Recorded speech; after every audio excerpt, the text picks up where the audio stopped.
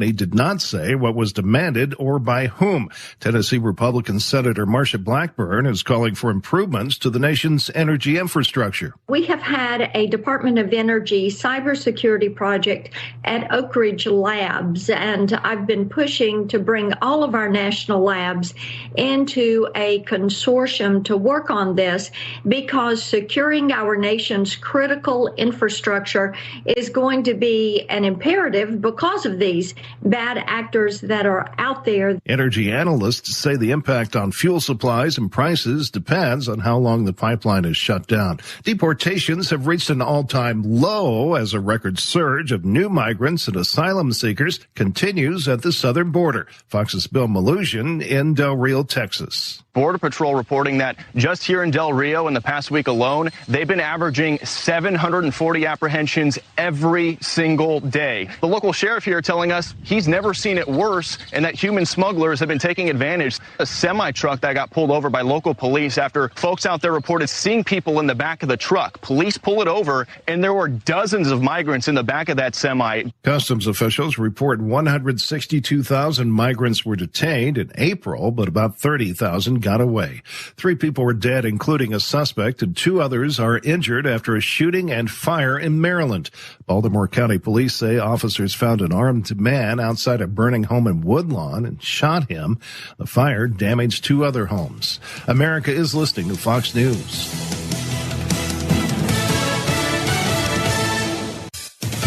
Finally, get curcumin and CoQ10 together. Stop Aging Now brings you CoQ10 Ultra to fight inflammation and energize your body. Get a 30-day supply for 40% off plus free shipping with promo code FOX. Power and protect your cells for a strong heart, sharp brain, pain-free joints, and more. Nancy from West Virginia raves, CoQ10 Ultra helps me stay mentally and physically fit. Only from Stop Aging Now. Get 40% off plus free shipping right now. Go to stopagingnow.com and use code FOX. The Equality Act is stalling out in the U.S. Senate. Democrats had hoped they could pass the legislation creating new protections for LGBTQ Americans this year, but Republicans warn it would open the floodgates for transgender athletes to play on female sports teams. A large piece of a Chinese rocket from a launch last month is expected to fall back to Earth this weekend. Fox's Jill Nato reports. A 23-ton rocket core careening out of orbit and headed for Earth. We don't know where it's going to hit, but researchers think they have an idea as to when. The Center for Orbital Reentry and Debris Study says it'll be around 04:19 Greenwich Mean Time.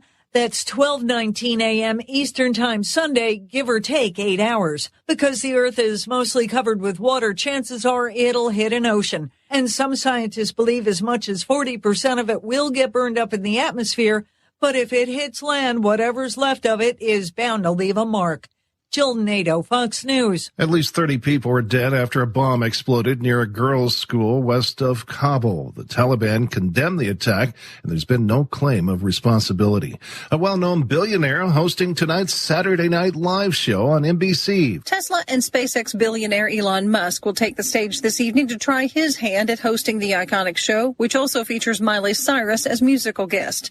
The announcement of Musk as Saturday Night Live host has drawn criticism on social media. Is spreading the message of liberty, cryptocurrency, and peace around the globe worth $2 per month to you?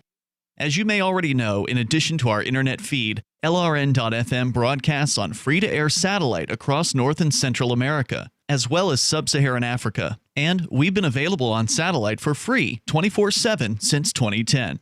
The LRN.FM free-to-air satellite signal is reaching some of the most oppressive regimes in the world, and there's no doubt our ideas are making an impact. You can learn more about the channel's impact by watching the 3-minute video at fund.lrn.fm. If you'd like to help free minds globally with our ideas of liberty, cryptocurrency, and peace, you can donate as little as $2 per month via fund.lrn.fm. You can help us continue and expand our satellite broadcast to multiple continents. Visit fund.lrn.fm today, and thank you for your help. Don't forget to share the link on social media. That's fund.lrn.fm.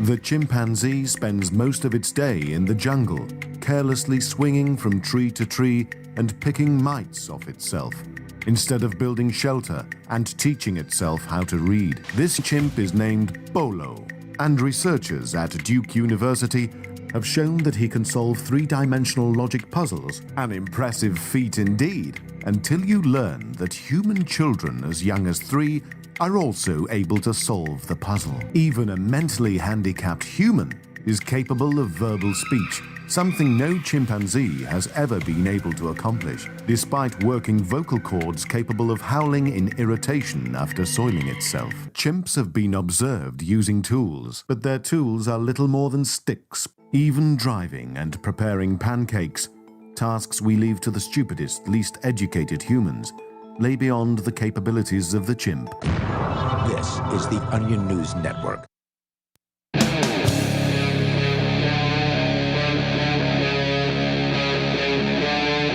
Free Talk Live.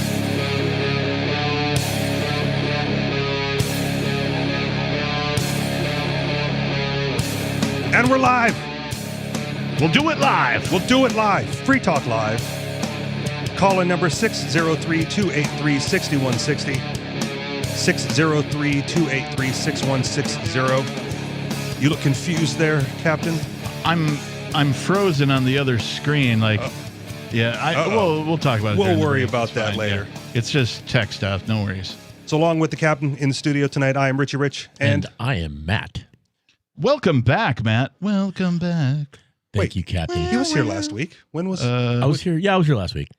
Oh, wait. This is my second week back. Oh, right. Tyler wasn't here, and Tyler's not here for this. Because last week you were sitting. Yeah, no, you were fake Tyler last week. Right, yeah. I was fake Matt, Tyler. too. Well, whatever. Welcome back either way. Hi. Yeah, hi. Thank you. Hey, Matt. Hi. Hi.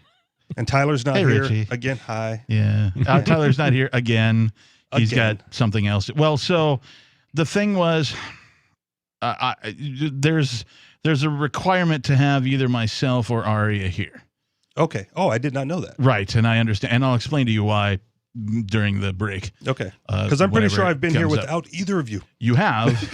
You have, and we appreciate that, but this was a new requirement based on a conversation that Ian and Mark had. Okay. Hopefully Ian gets out.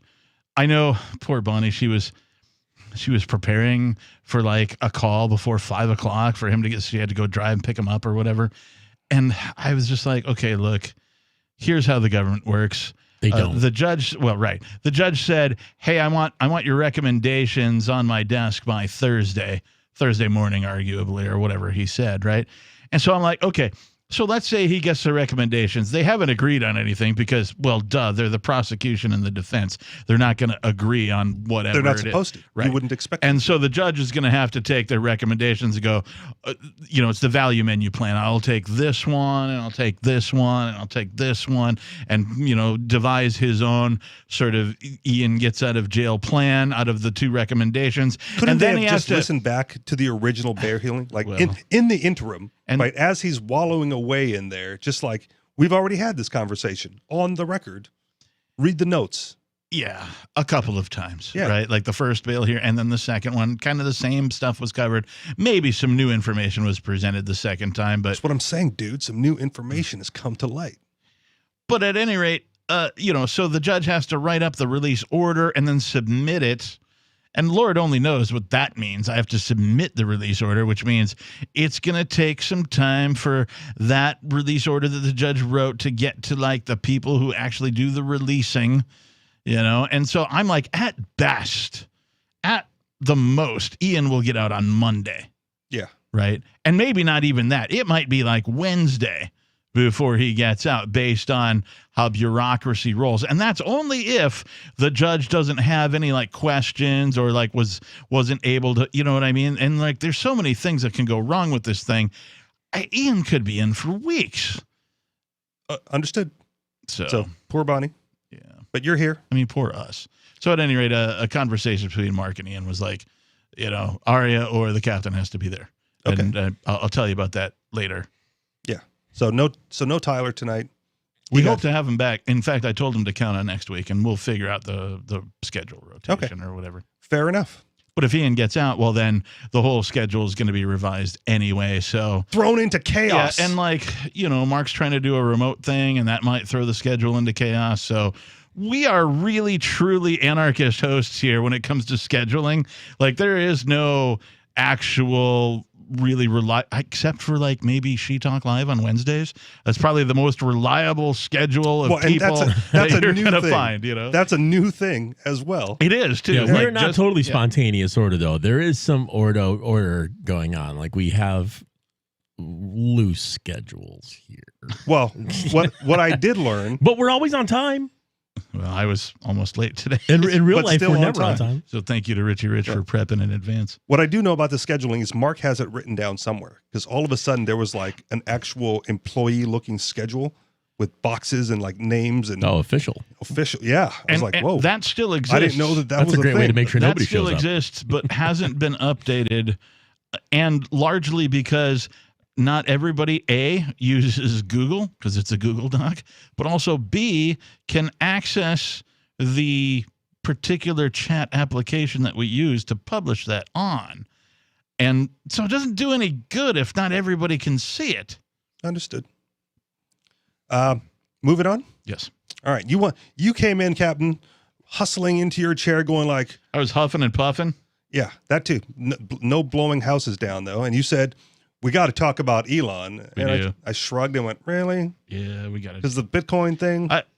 I'm calling him Elon Muskrat. Okay. Because I smell a rat. Please, go on. Well, he thinks he's the Bitcoin whisperer. Well. Right? He thinks that, like, he's done this repeatedly now. He thinks that if he just goes on television or on Twitter or something and says the word, whatever the word is of the day, right? His newest thing is, I'm no longer going to accept Bitcoin to purchase my cars because the environmental cost of Bitcoin is too high. Right. And so someone on social media posted something like Elon Musk pumped it so he could get into it, right? And then now that he has it, he's like destroying Bitcoin. And I go, well, that's dumb.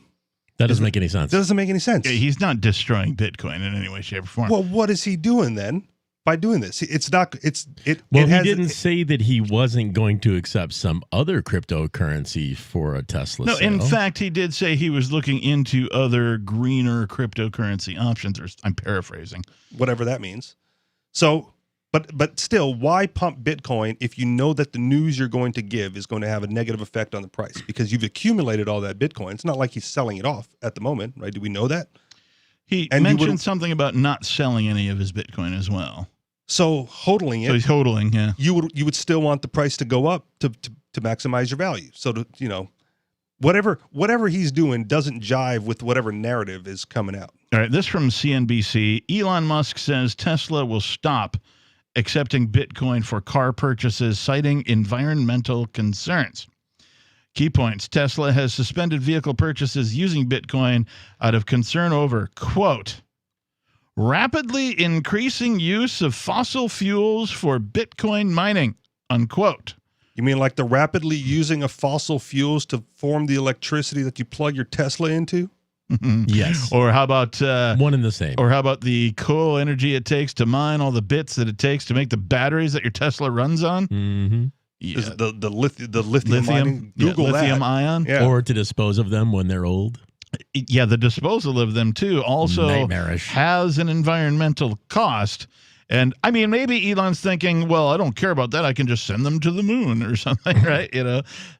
I don't know, but I feel like if he's being honest, which I don't think he is, I think he's being a puppet. I think he's being either handled or otherwise attempting to, I don't know, what do they call it? What would the people have been calling for him to be investigated by the SEC? Right. Now, I don't, he's just a man talking. So like, I don't find any problem with him talking. Well, there's SEC regulations about what he can and cannot say in his position. So. Right. But in an anarcho world, those regulations don't really, so I don't care that he's running his mouth, but at the same time, he is attempting to manipulate markets, in my personal opinion. Oh, yeah.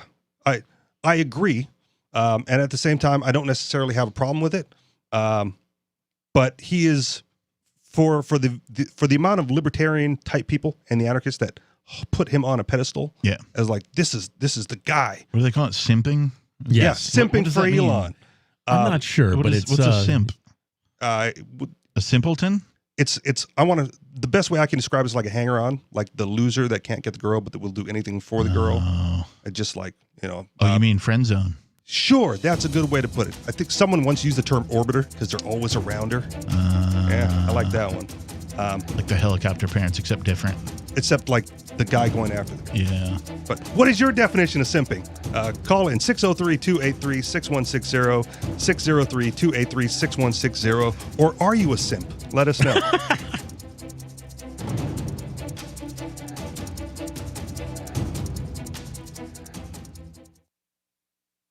The Terran Federation and the Terran League have been killing each other for decades. Sheltered, wealthy, and light years from the threat, the members of the 500 have no interest in changing that. When Rear Admiral Terrence Murphy is given governorship of a backwater system, a risk-free path to wealth and power is his for the taking. But Murphy is a man of honor, duty, and responsibility. He intends to stop the killing, whatever the cost. Governor, by David Weber and Richard Fox, from BaneBooks.com. Are you tired of governments murdering people around the world? Stop using their money. There is an alternative. Bitcoin is a stateless, free market, non-political currency. Bitcoin cannot be inflated or controlled by any government. By using their money, you are helping the state. Stop doing it. You have an incredible alternative available now. Learn it, use it, spread it. Get started with Bitcoin at bitcoin.com. That's bitcoin.com. What if you want to hear the latest episode of Free Talk Live, but all you have is your phone, you forgot to download our archive, and you have no data connection? You can call our Listen line at 641-793-0191. That's a long-distance number, so you may incur charges. If not, listen as long as you want. 641-793-0191. The Free Talk Live Listen line, 641-793-0191. Do you feel like your nation, state, or community no longer holds your values? Have you dreamt of a place where people agree that liberty is important and are free to pursue their projects so long as they respect the property of others? There are many people just like you that are discovering freeprivatecities.com. Their social media links are at the upper right of the page at freeprivatecities.com. All skill levels will be needed when the first of the Free Private Cities opens. It's sooner than you think. Stop arguing and build. freeprivatecities.com. Hey, you are going to love the movie Victimless Crime Spree. It's hilarious, heartwarming, and carries a ton of inspiring freedom messages. Feeling down about the lack of liberty in your life? You need to put on this film with some friends and have a good laugh. It's a true story about me and my friends in New Hampshire living free, singing, dancing, and getting arrested. Of course, it's all on video, and the bad guys, the cops, judges, bailiffs, and sheriffs, they all play their part like it's out of a movie or something. You would think we scripted the whole thing, but it's real life. Go ahead and have a watch, and if it's been a while, have another look. I guarantee you'll notice things now that you didn't notice before. And the best part is that you're going to walk away feeling a renewed sense of your own power. You are the master of your destiny, and you will be free in your lifetime. Victimless Crime Spree. Tired of cancel culture? Sick of mega tech corporations holding an axe over your head? Join the LRN.FM Matrix chat server. It's self-hosted, so no one else can tell us what to do or say. Don't like the existing channels? You can make your own. You can even connect into some of our channels from other Matrix servers. It's federated. For the full LRN.FM Matrix experience, though, you should join our server via the step-by-step instructions at chat.lrn.fm. Chat.lrn.fm. Should you be able to earn an honest living free from senseless government interference? The Institute for Justice thinks so. That's why we've spent years defending hard-working men and women from pointless government regulations. Nationwide, IJ has created opportunity by reducing government power. But there is still more work to be done. Visit our website today at ij.org. Let IJ take care of the government so you can take care of your business. Don't miss a moment of Free Talk Live. Get our archives daily via our podcast at feeds.freetalklive.com.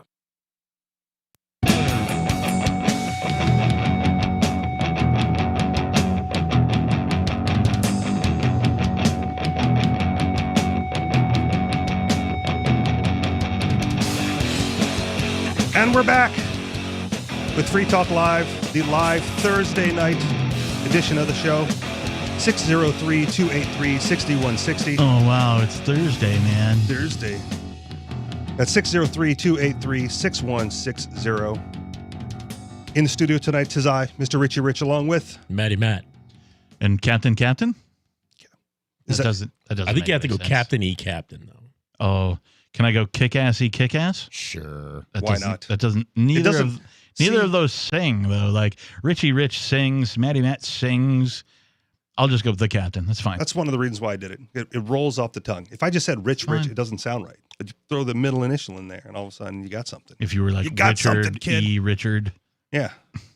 Dicky Dick. You've got a legendary cartoon character. Matthew E. Matthew. He spells it differently. Oh, really? Yeah, because he's like R-I-C-H-I-E space R-I-C-H. Right, yeah. His first name is Richie. His last name, as opposed to first name Rich, middle initial E, right. Last name Rich, right? And at one point in time, I did carry the I-E, as Richie. And then I got to college, and I had a professor go like, "So when are you going to drop that and be more professional?" I'm like, "I don't know, when I get a job." when I was in music tech, one of my instructors called my home telephone. This is before everybody had cell phones, probably the dawn of the pager era. Oh, my goodness. Yeah, I'm old. Ancient times. Yes, these are back in the prehistoric time. Founded in an archaeological dig. The captain's old pager phone. It was just a pager, not a pager phone. Anyway, he called, and we had just gotten done that morning. It was like a Saturday. No, it was a Sunday. He called on a Sunday for some reason to tell me about something to like bring for class on Monday or whatever. But that Saturday or that Saturday night, we had a big keg party at the house, and my friend Brett and Todd, we all woke up the next day, and we had an answering machine with the cassette in it, right? And so we decided that we were going to record a funny greeting for the day because the phone was like ringing a couple of times. We're like, "Oh, this is annoying. We're hungover." And so we recorded this message. What we did is we took the bucket that the keg was in, and we took the keg out. There was still some ice floating in it.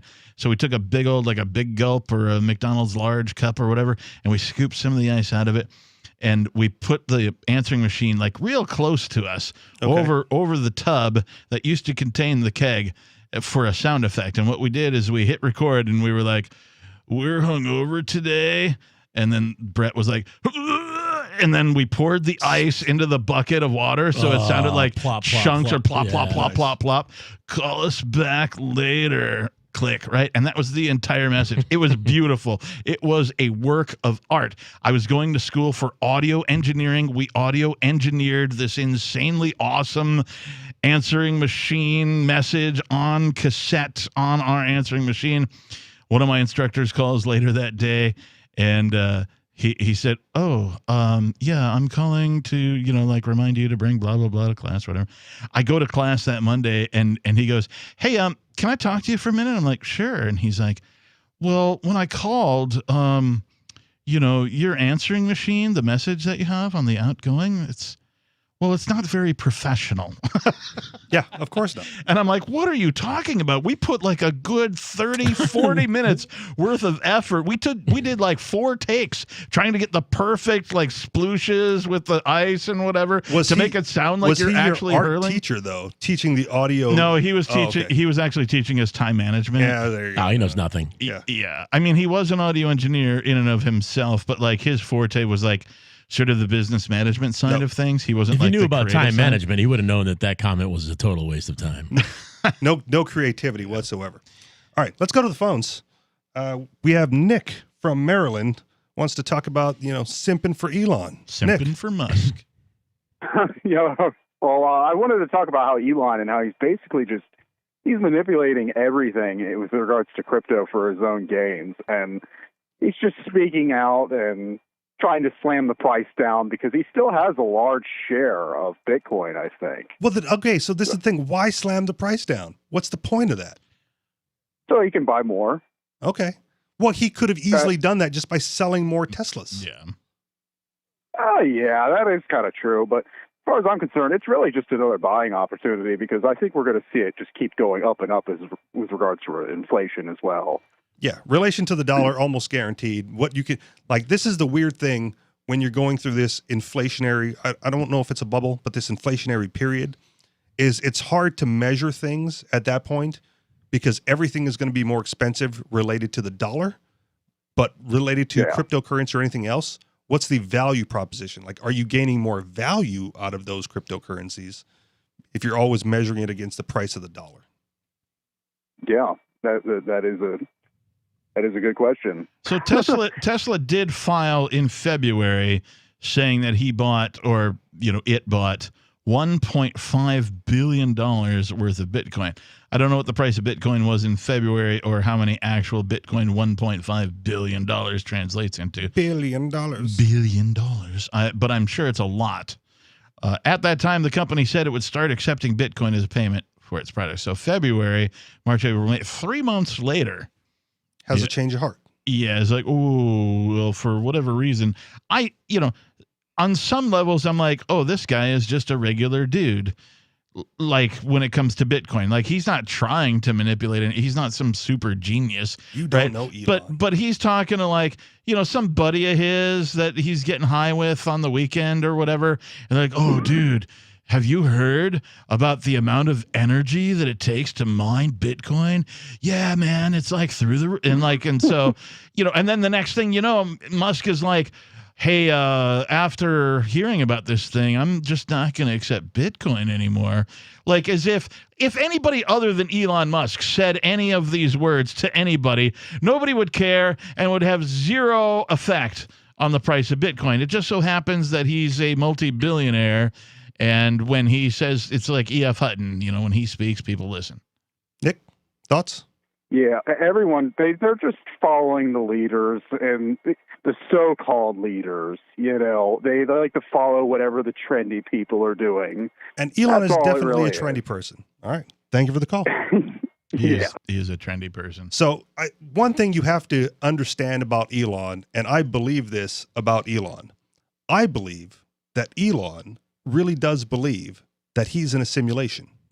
And therefore, nothing he does matters. That's right. Like, he's on record, and of all the nonsensical things that he said, I believe that he believes that because the way he behaves makes me believe that he believes that. Like, if you're really living in a simulation, right, not only do your actions not matter on the grander scale, they have zero impact on anybody else in the world because they're just part of your simulation or part of the simulation.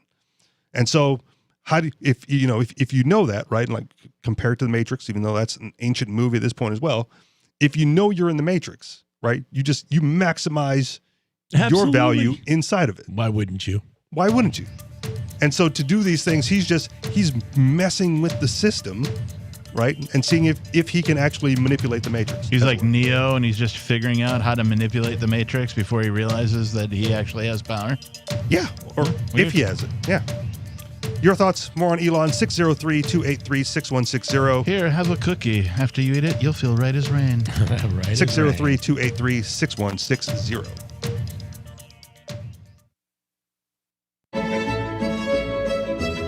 Carl Wattner, longtime proponent of a voluntary society, died last December. You may have seen his articles published on his website, voluntarist.com, in his newsletter, The Voluntarist, the Mises Institute, or elsewhere over the last 40 years. His newest book, I Must Speak Out, Volume 2, The Best of the Voluntarist, is now available via Liberty Under Attack Publications. This 430-page second volume spans the years of 2000 through 2020 and includes articles by Carl Wattner, Hans Hermann Hoppe, Carl Hess, Benjamin Tucker, George H. Smith, Lysander Spooner, Pete Eyre, Joyce Brand, and many others. I Must Speak Out is for the newly initiated, the veteran voluntarist, or anywhere in between. Buy the book now at libertyunderattack.com/voluntarist. For more great content on building a voluntary society and for Carl's extensive archives, check out voluntarist.com. On Free Talk Live, we're bringing people to the ideas of liberty every day. From wrestling superstars like Glenn Jacobs. You guys really are having an impact, I believe. Like I said, a lot of where I am now is due to listening to Free Talk Live. You changed my mind on some very important issues years ago. To random people tuning in on the radio.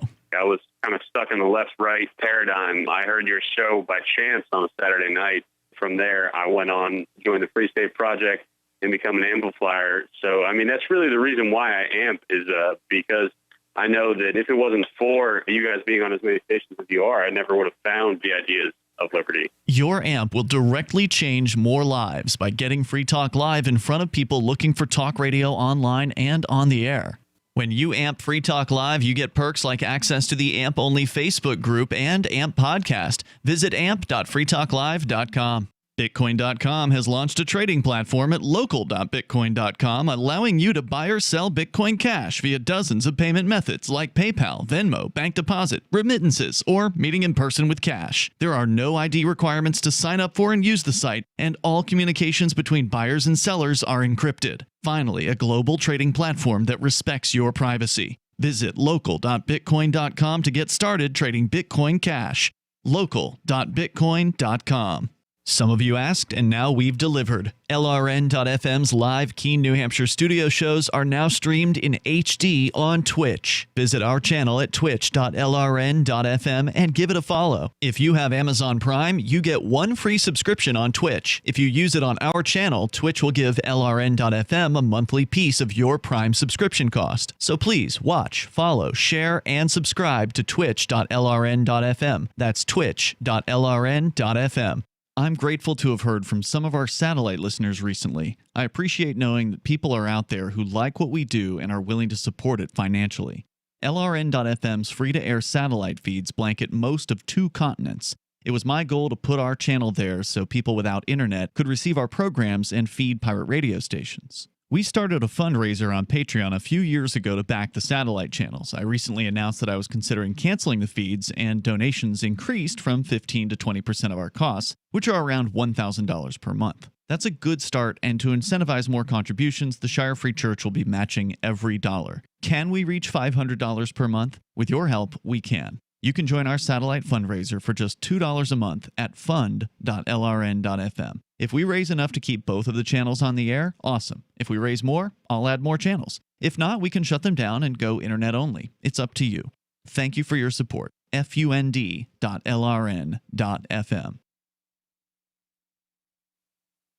We're still not sure why you'd want to watch, but our video feed is streaming nightly for free at cam.freetalklive.com.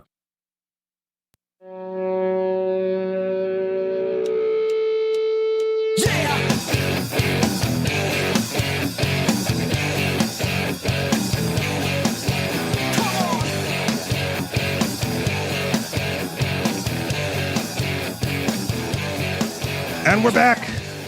Free Talk Live, 603-283-6160. That's 603-283-6160. The live Thursday night edition.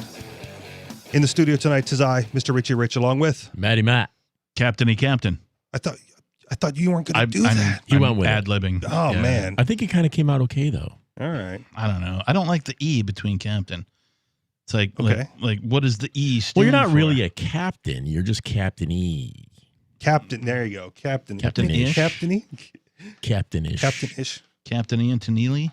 All right. Before we get back into Elon, let's talk about Bitcoin.com. Bitcoin.com is the best source for learning about cryptocurrency. And maybe Elon should have took a trip down Bitcoin.com, figured it out beforehand. I've got more on that after you're done. Okay. You can go there now and click on Get Started at the top of the page.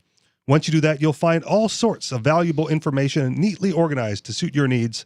There's no longer an excuse for ignoring this important world-changing information. If you are a knowledgeable crypto user, you can check out news.bitcoin.com to get the latest headlines of all the news that's relevant to you. Bitcoin.com is your source for everything crypto, like getting a wallet app, mining, trading, and all the latest cryptocurrency news, all on a slick, easy-to-use website. That website is bitcoin.com. So you had more on this, Captain? I do. Thanks, Richie. Okay. Thanks, Matt. Go for it. Okay. This is from bitcoin.com. I know, weird, huh? Actually, this is written by Jamie Redmond. This is from January 19th of 2021, when all of this these comments about Bitcoin is somehow not green, right? Started floating around. Oh, the amount of energy it takes us to make crypto. Oh my God. Right. Yeah, that's old news in the Bitcoin world. Jamie Redman is one of my favorite authors over at Bitcoin.com. In fact, he's so pervasive and prevalent and good at his job.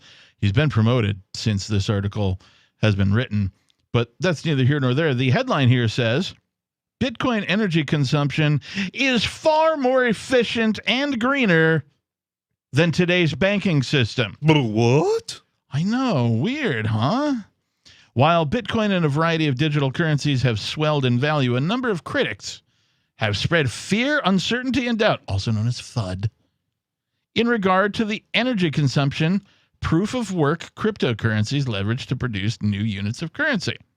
Just recently, the software engineer Stephen Deal expressed his dissatisfaction over the environmental cost of Bitcoin. However, cryptocurrency supporters believe Deal failed to mention the amount of renewable energy used and or wasted by a great number of mining facilities alongside insurmountable costs to operate today's banking system.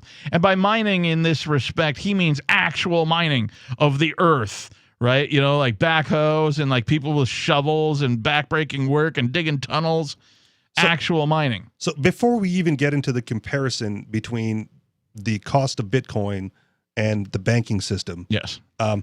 Help me out here. Is the environmental cost and the environmental factors not somehow built into the market price? Or would that not happen in a free market? You go like, well, you're polluting the earth. And people just go, well, we're not going to use that then. I mean, into Bitcoin, yes, or any other cryptocurrency. Right. Absolutely. Yes, it is. But there isn't any of that going on in cryptocurrency. So you're asking, is the market price of Bitcoin? No. You have to look at the other side of it. So we're comparing Bitcoin to central bank currencies, aka government currencies. And your question is, isn't the cost of, like mining and the whatever it is that goes into making the banking system go built into the market price? Well, no. I mean, maybe to an extent, yes, but no, I'm really just talking about Bitcoin. Oh, okay. Like if the current price of Bitcoin is hovering somewhere around 50,000, right? Yes. The incentive to mine, right, to pay all that expenses on electricity is the value that you get from selling off what you've mined at that current market price. Correct. Now, if there were environmental concerns, right, if it was destroying the environment, I would think on an economic side of things that environmental concern, those environmental factors would be taken into account either at the price of Bitcoin or at the price of electricity, which in turn would affect the price of Bitcoin. So you have these offshore mining operations where electricity is substantially cheaper than it is, in more well-developed nations, I guess for lack of a better term. And you go like, well, that's the place to do it, right? Because the cost is low. The price is high, substantially high right now.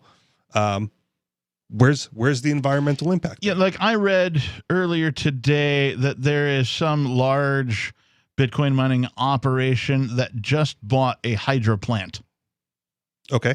And the idea is they're going to move their whole operation to this hydro plant so that, guess what? All of their electricity is paid by water that runs through that area anyway. That's the whole point of a hydro plant.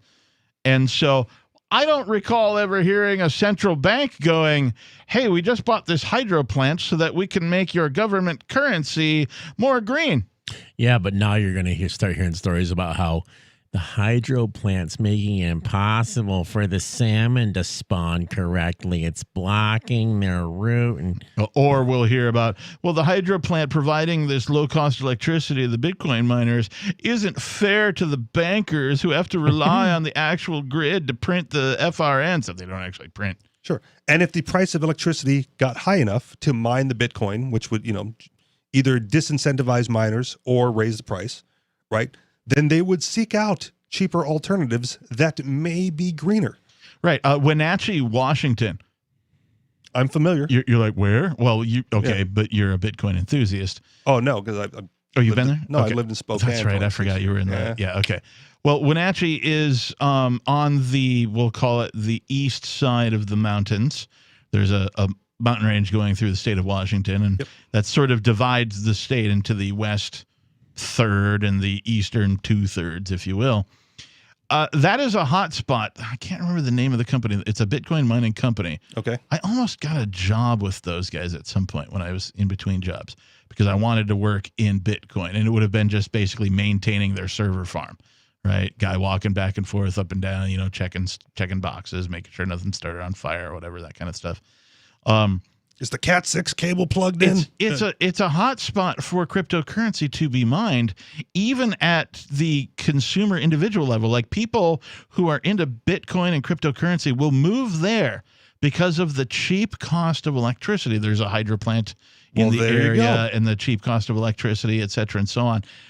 And like the local government is trying to do something about it, and they're very not good at trying to do something about it, of course, because they're the government and they're slow and they're lumbering, whereas everybody in Bitcoin is fast and quick to adapt. But yeah, people are literally moving there, but not only to work at this place, but also to mine themselves because of the cheap cost of electricity. So wherever there is less expensive electricity, you are going to draw cryptocurrency miners. And okay, so is that bad for the environment that they're going to where there's cheaper costs of electricity then? I mean, isn't that a good thing? In my mind, here's how the price of electricity is cheap in most areas, at least in the United States, because it's supplemented with some sort of green energy, whether it's solar, whether it's hydro, whatever. Like everything else that's coal-fired and all that kind of stuff is high. I don't know how electricity is generated here in New Hampshire, but I can tell you the cost of electricity pretty damn high compared to the other places in the United States. It's not really cost effective to mine cryptocurrency here from the electricity price perspective. If you're looking at it from that perspective, you're not going to land on New Hampshire as one of your top spots to go to mine. But if you're an enthusiast for Bitcoin and you just want to be, like a hobbyist, yes, right? Then sure, but absolutely. Pricing it out, no. That's my point. Is the environmental impact seems like it would be wrapped up in the price and the cost already associated with the mining operation. You are correct. All right, more coming up. Your thoughts on this or anything else you want to talk about? 603-283-6160. That's 603-283-6160.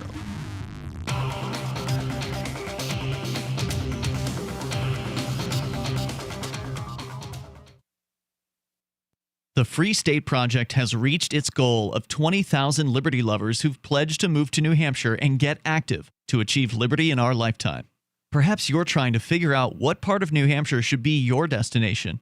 If so, consider Keene. You'll find more than 150 reasons to move to Keene at move.freekeene.com. Keene is famous for its historic, publicity-generating activism, as well as being the liberty media capital of the world. It's home to freekeene.com, New Hampshire's destination for liberty activism, news, and opinion. For years, we've been compiling over 150 reasons to move to Keene at move.freekeene.com, where you'll learn about some of what's happening here and what makes Keene a great place to live. If you love liberty, you'll probably enjoy anywhere you end up in the Shire. But do your due diligence first. Please visit move.freekeene.com for the full list of over 150 reasons to move to Keene. That's move.freekeene.com. I'm crazy about My Magic Mud. This is the most important oral care product created this millennium, and I'm not kidding. We all have different opinions on politics and issues, but we all have mouths. And I want yours to be as clean as possible, with teeth as bright as they were meant to be. I will never be without My Magic Mud. It's a little surprising, but man, does it work. If you only listen to one thing I say ever, go to mymagicmud.com and get 20% off with code FTL. mymagicmud.com, code FTL.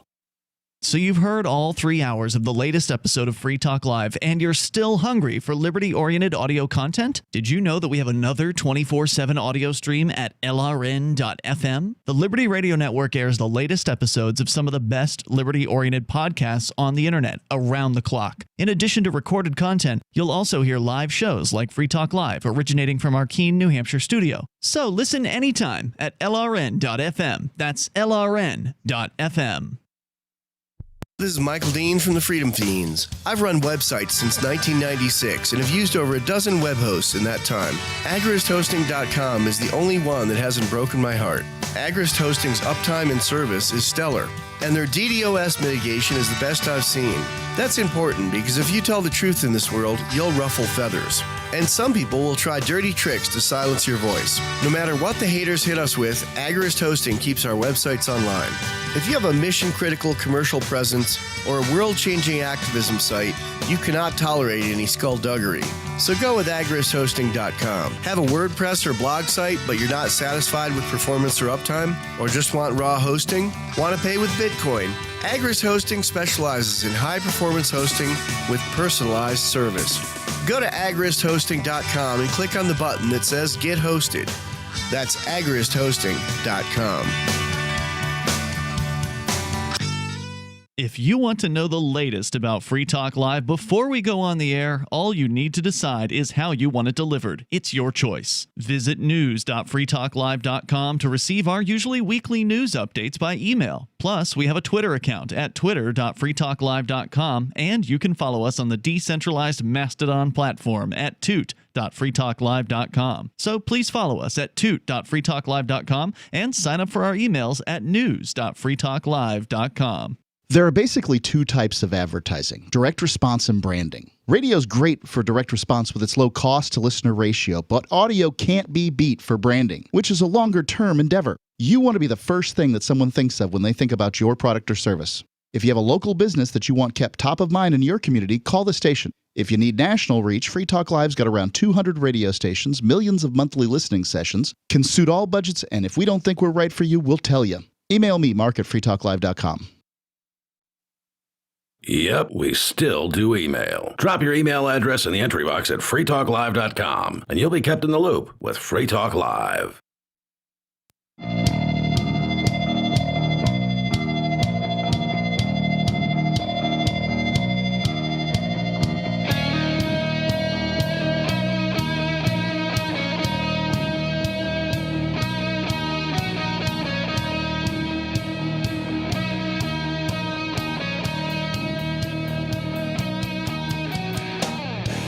We are back and live with Free Talk Live. We'll do it live. We're always doing it live. I know. I like to say it. There's been like those one or two times. It's that. What's his name? What's the guy's name? Guy. Oh, he's horrible. We'll do it live. O'Reilly. Yeah, thanks. Bill O'Reilly. The call-in number for this show, not Bill O'Reilly show, 603-283-6160. That's 603-283-6160. More to go on that Elon Musk story? Well, I actually moved on to the Bitcoin.com story that says that Bitcoin isn't a wasteful. In fact, it's more green than the current banking system. Well, hold that thought then, and we will come back to that, the Bitcoin.com story. But first, to the phones, we have Nate in Maine. COVID vaccines related to a Simpsons prediction, maybe? Ooh. Oh, man, here we go. Nate, you're on. Yes. So the other night I was watching an older episode of The Simpsons. It's 2000s, so pretty old. And it was the one where Homer gets his computer and he's typing about people and starts to become conspiracy theories and stuff. And he has one conspiracy theory that he's correct about, and that's microchips in the flu shot. Oh. And that just kind of got me thinking about microchips in the COVID shot because, well, I feel like that's actually a thing. So. Well, and The Simpsons, haven't they sort of predicted many things? Trump being president, you know. I feel like The Simpsons have predicted a handful of things. Yeah. And then some of it has been retconned onto The Simpsons. Like anything new that happens, they forge a Simpsons episode or screenshot. Wasn't there a South Park episode too where they tried to do a bunch of stuff throughout the entire episode, and anything they tried to do, they're like, no, we can't do that. Simpsons did it. Yeah, Simpsons did it. Simpsons did it. They've been around for 30 years, 30 years at this point. Yeah. There's not much they haven't done. Nate? Right. Was that it? Just that the Simpsons predicted the chips in the vaccine, or was there more to that? Well, there was a little more. There was that. That's actually what I was calling in. I called in last night, and I was going to talk about that, but I ended up getting dumped because I used a bad word. Oh, don't do that. Yeah. You got flushed. Yes. That is the worst sound on the entire podcast. It's loud, it's obnoxious. FM. Yeah. And what they were talking about was like masks in TV shows. Yes, I was listening to that. And I have seen that. Not a lot, but Scrubs and Grey's Anatomy does not count. Right. No, this was Fear of the Walking Dead and The Walking Dead: The World Beyond. Okay. They're not wearing masks for COVID or anything. Well, not in the show anyway. They're like wearing it for like shoveling excrement and stuff like that. They've written in mask wearing as part of the fiction. That's almost smart. From what I've seen in The Walking Dead, yes. Like I could imagine like some sort of dystopian series writing that in as like, part of the fiction. But I've been watching a bunch of, I'm into science fiction, so I've been watching science fiction stuff. And I am a nerd. Yeah, it's true. I'm watching this thing now called like, it's Jupiter's Legacy, Jupiter's something or another. It's a Jupiter's Legacy. Yeah. Yeah, it's a superhero bit, but about like superheroes you ain't never heard of. So there's no Superman, Batman, there's no DC or Marvel characters. So like Amazon's The Boys. Kind of, yeah, but like produced by somebody else. It's pretty good. Okay. But there's no masks anywhere in that show, and it was filmed recently. I also have been watching films recently that were filmed recently or released recently that were filmed supposedly during the pandemic, quote unquote. And I don't see any masks in those either. No, yeah. Now, I do see masks on... I try not to watch as much as I can. Every now and again, there'll be a TV on somewhere that I'm at. As the world turns. That's got the news. Oh, right? The news. Okay. And like, there'll be a reporter standing in front of some scene with a mask on going, and tonight, behind me, and it sounds like Kenny reporting the news from South Park. Yes. Any other thoughts, Nate? No, that was that. All right. Thank you for the call. I don't watch a lot of TV either. So I can't really comment. I download all my shit. I'm old and same here. Somebody asked me like, well, how did you see that entire series commercial free? And I'm like, I'm old and I have the internet. Right. I know how these things go. But I do remember coming across an article like maybe partway through the pandemic last year, it might have been earlier this year, where they were talking about like the daytime soaps and how are they going to continue, right, without the masks and also be protective of the pandemic. And it was basically a thin film between the actors doing the kissy scenes.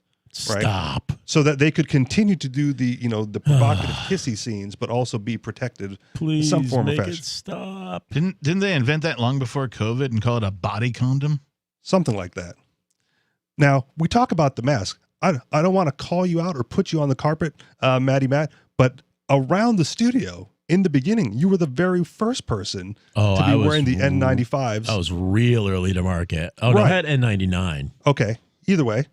But I do recall Matt here. The doorknob on this place went from deep bronze to bleach white because I was following everybody around. You guys were coming in to do the show, and I was spraying everything. Yeah, right. you were sort of. But this is when the general guy. Yeah, and this is when the general herd wasn't doing anything. They didn't even know what was going on. It's okay. If this had been a real plague. You would have been. Considering the reaction time of the general public, we'd all be dead. Yeah. So at what point though did it kind of switch for you, where it went from like super cleaning everything in the mask to like this isn't as bad as we thought, and I'm not going to do that anymore? I think it was like May of last year. Okay, so fairly early on. April or May, yeah. Do you recall what was the epiphany? Yeah, what was the thing? I can't even remember. I was just watching the time tick by, and I was watching it get politicized. And as soon as I felt it getting politicized, I was like, "Yeah, it's over. Okay, that's it." The pandemic is over. The rest is just show theater. Yeah, at that point. And Ian was laughing at me the whole time. In fact, I went to Home Depot and I bought all of the N95 masks they had. Yeah. I remember you being ahead of that. You go like, people don't know. These are way better than any of the other masks. Yeah, I've stocked up. And I brought one home to Ian. I was like, Ian, I got one for you too. And he like laughed at me. He's like, take it back. I'm never going to wear that thing. I'm like, dude, come on. You got to, It's a good idea. You could get sick and you could die. He's like, I'm not going to get sick and I'm not going to die. Were you able to resell any of those and make a profit? No, because Facebook Marketplace wouldn't let you post them, and Craigslist was deleting ads and things. And at some point, it became illegal. There was that dude that had his truck raided, right? The Orthodox Jew guy in New York City, he had like a million masks. Why would they do that? This is what I loved price about gouging. This is what I loved about price the gouging, comedian capitalism known as George Carlin. George Carlin would write things down that happened because, like, even in his time, there was a cycle of news, right? That was longer than the cycle we have now. Now we have max 2 weeks. Right. Oh, yeah. Something that happens might last max 2 weeks before something else bumps it. Even if it's 2 weeks, it has to be major. Right. But George Carlin would write things down that people would eventually forget.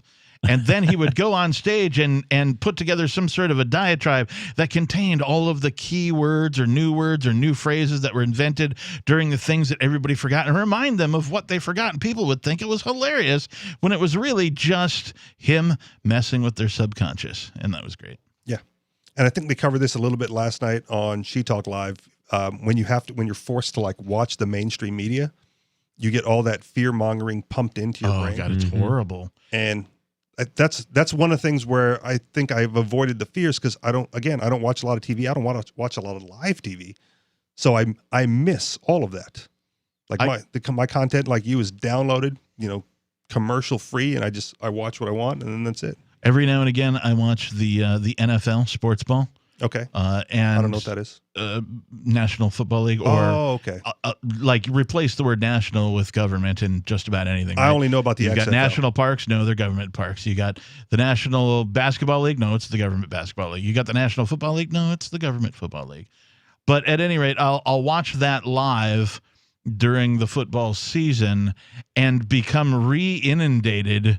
Right. So I have this seasonal sort of like NFL Fast Pass. This weird, it happens to be seasonally where I get to see all the propaganda and all the commercials and all the fear mongering and go, holy cow, am I glad I haven't been watching live TV or regular TV for the rest of the year.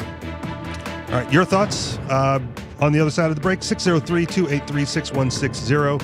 How much commercial TV do you watch, and are you inundated with all that fear as well?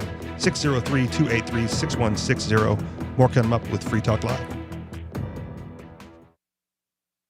A newly recruited search and rescue officer, Marshall Hunter was resigned to a life of rescuing wayward spacefarers and derelict satellites. But when a billionaire couple goes missing, his own ship is disabled during the rescue. With communication satellites suddenly failing and lunar mineral shipments disappearing in transit, the crew suspects it's more than a coincidence, and Hunter must choose between salvation and sacrifice to save his crewmates and their civilian charges. Frontier by Patrick Childs and BaneBooks.com. Are you tired of governments murdering people around the world? Stop using their money. There is an alternative. Bitcoin is a stateless, free market, non-political currency. Bitcoin cannot be inflated or controlled by any government. By using their money, you're helping the state. Stop doing it. You have an incredible alternative available now. Learn it, use it, spread it. Get started with Bitcoin at Bitcoin.com. That's Bitcoin.com.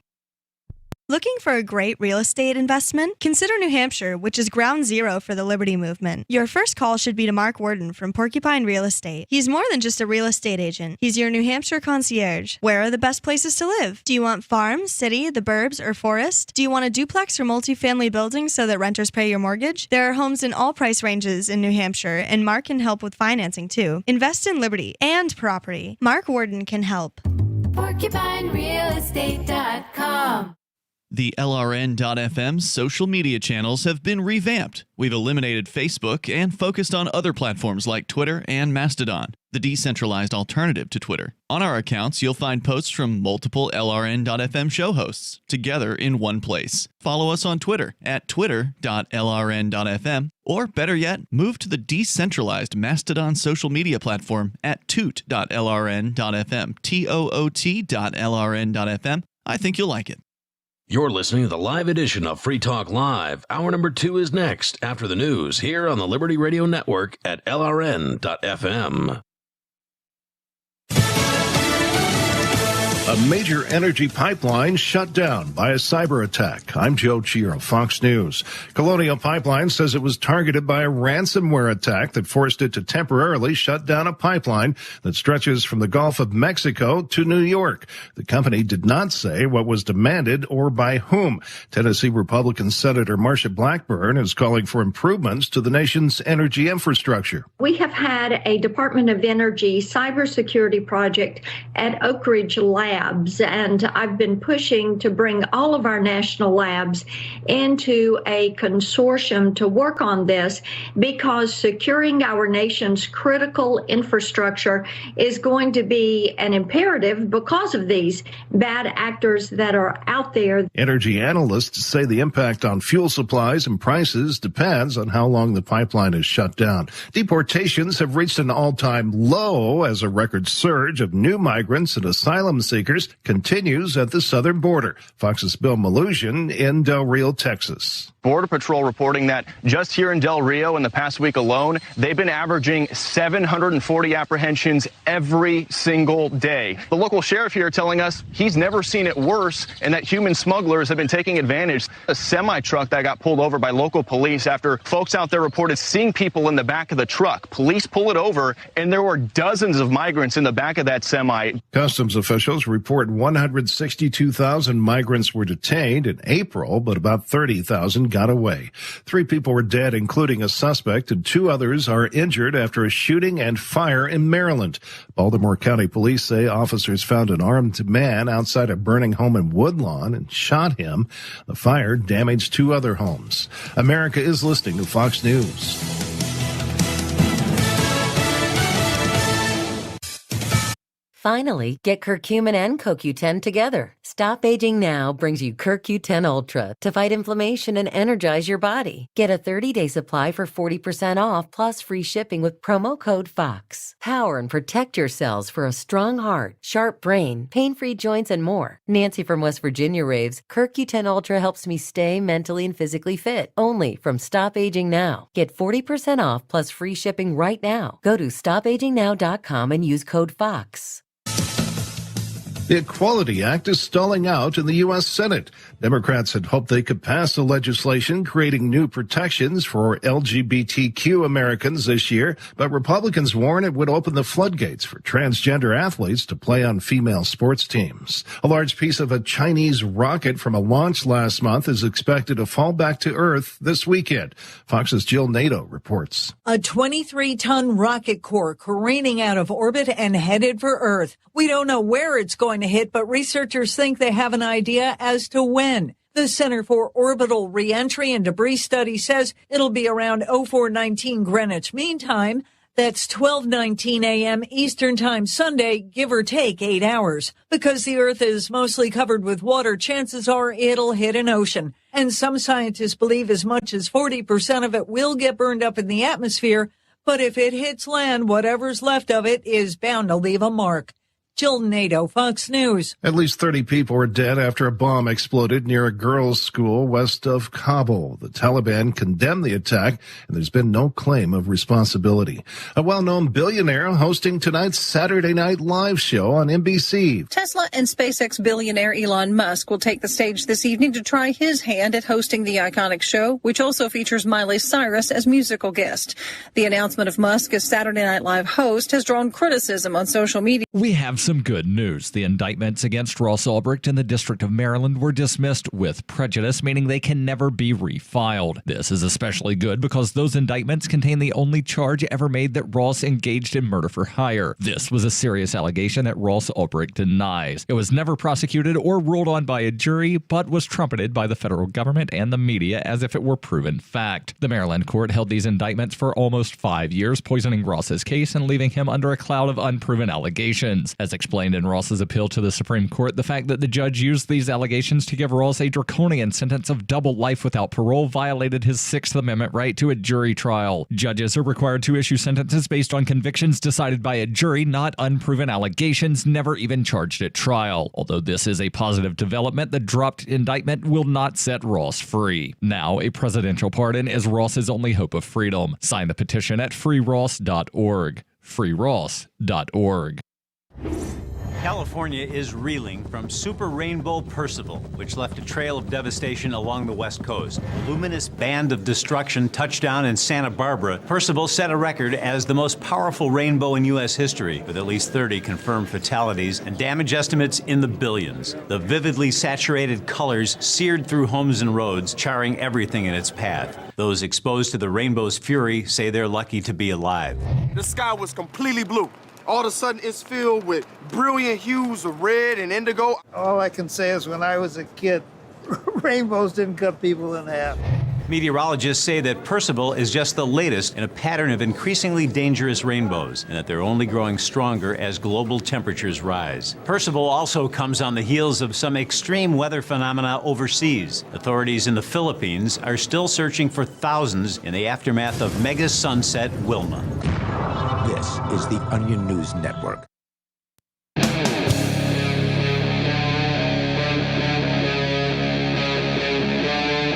Free Talk Live.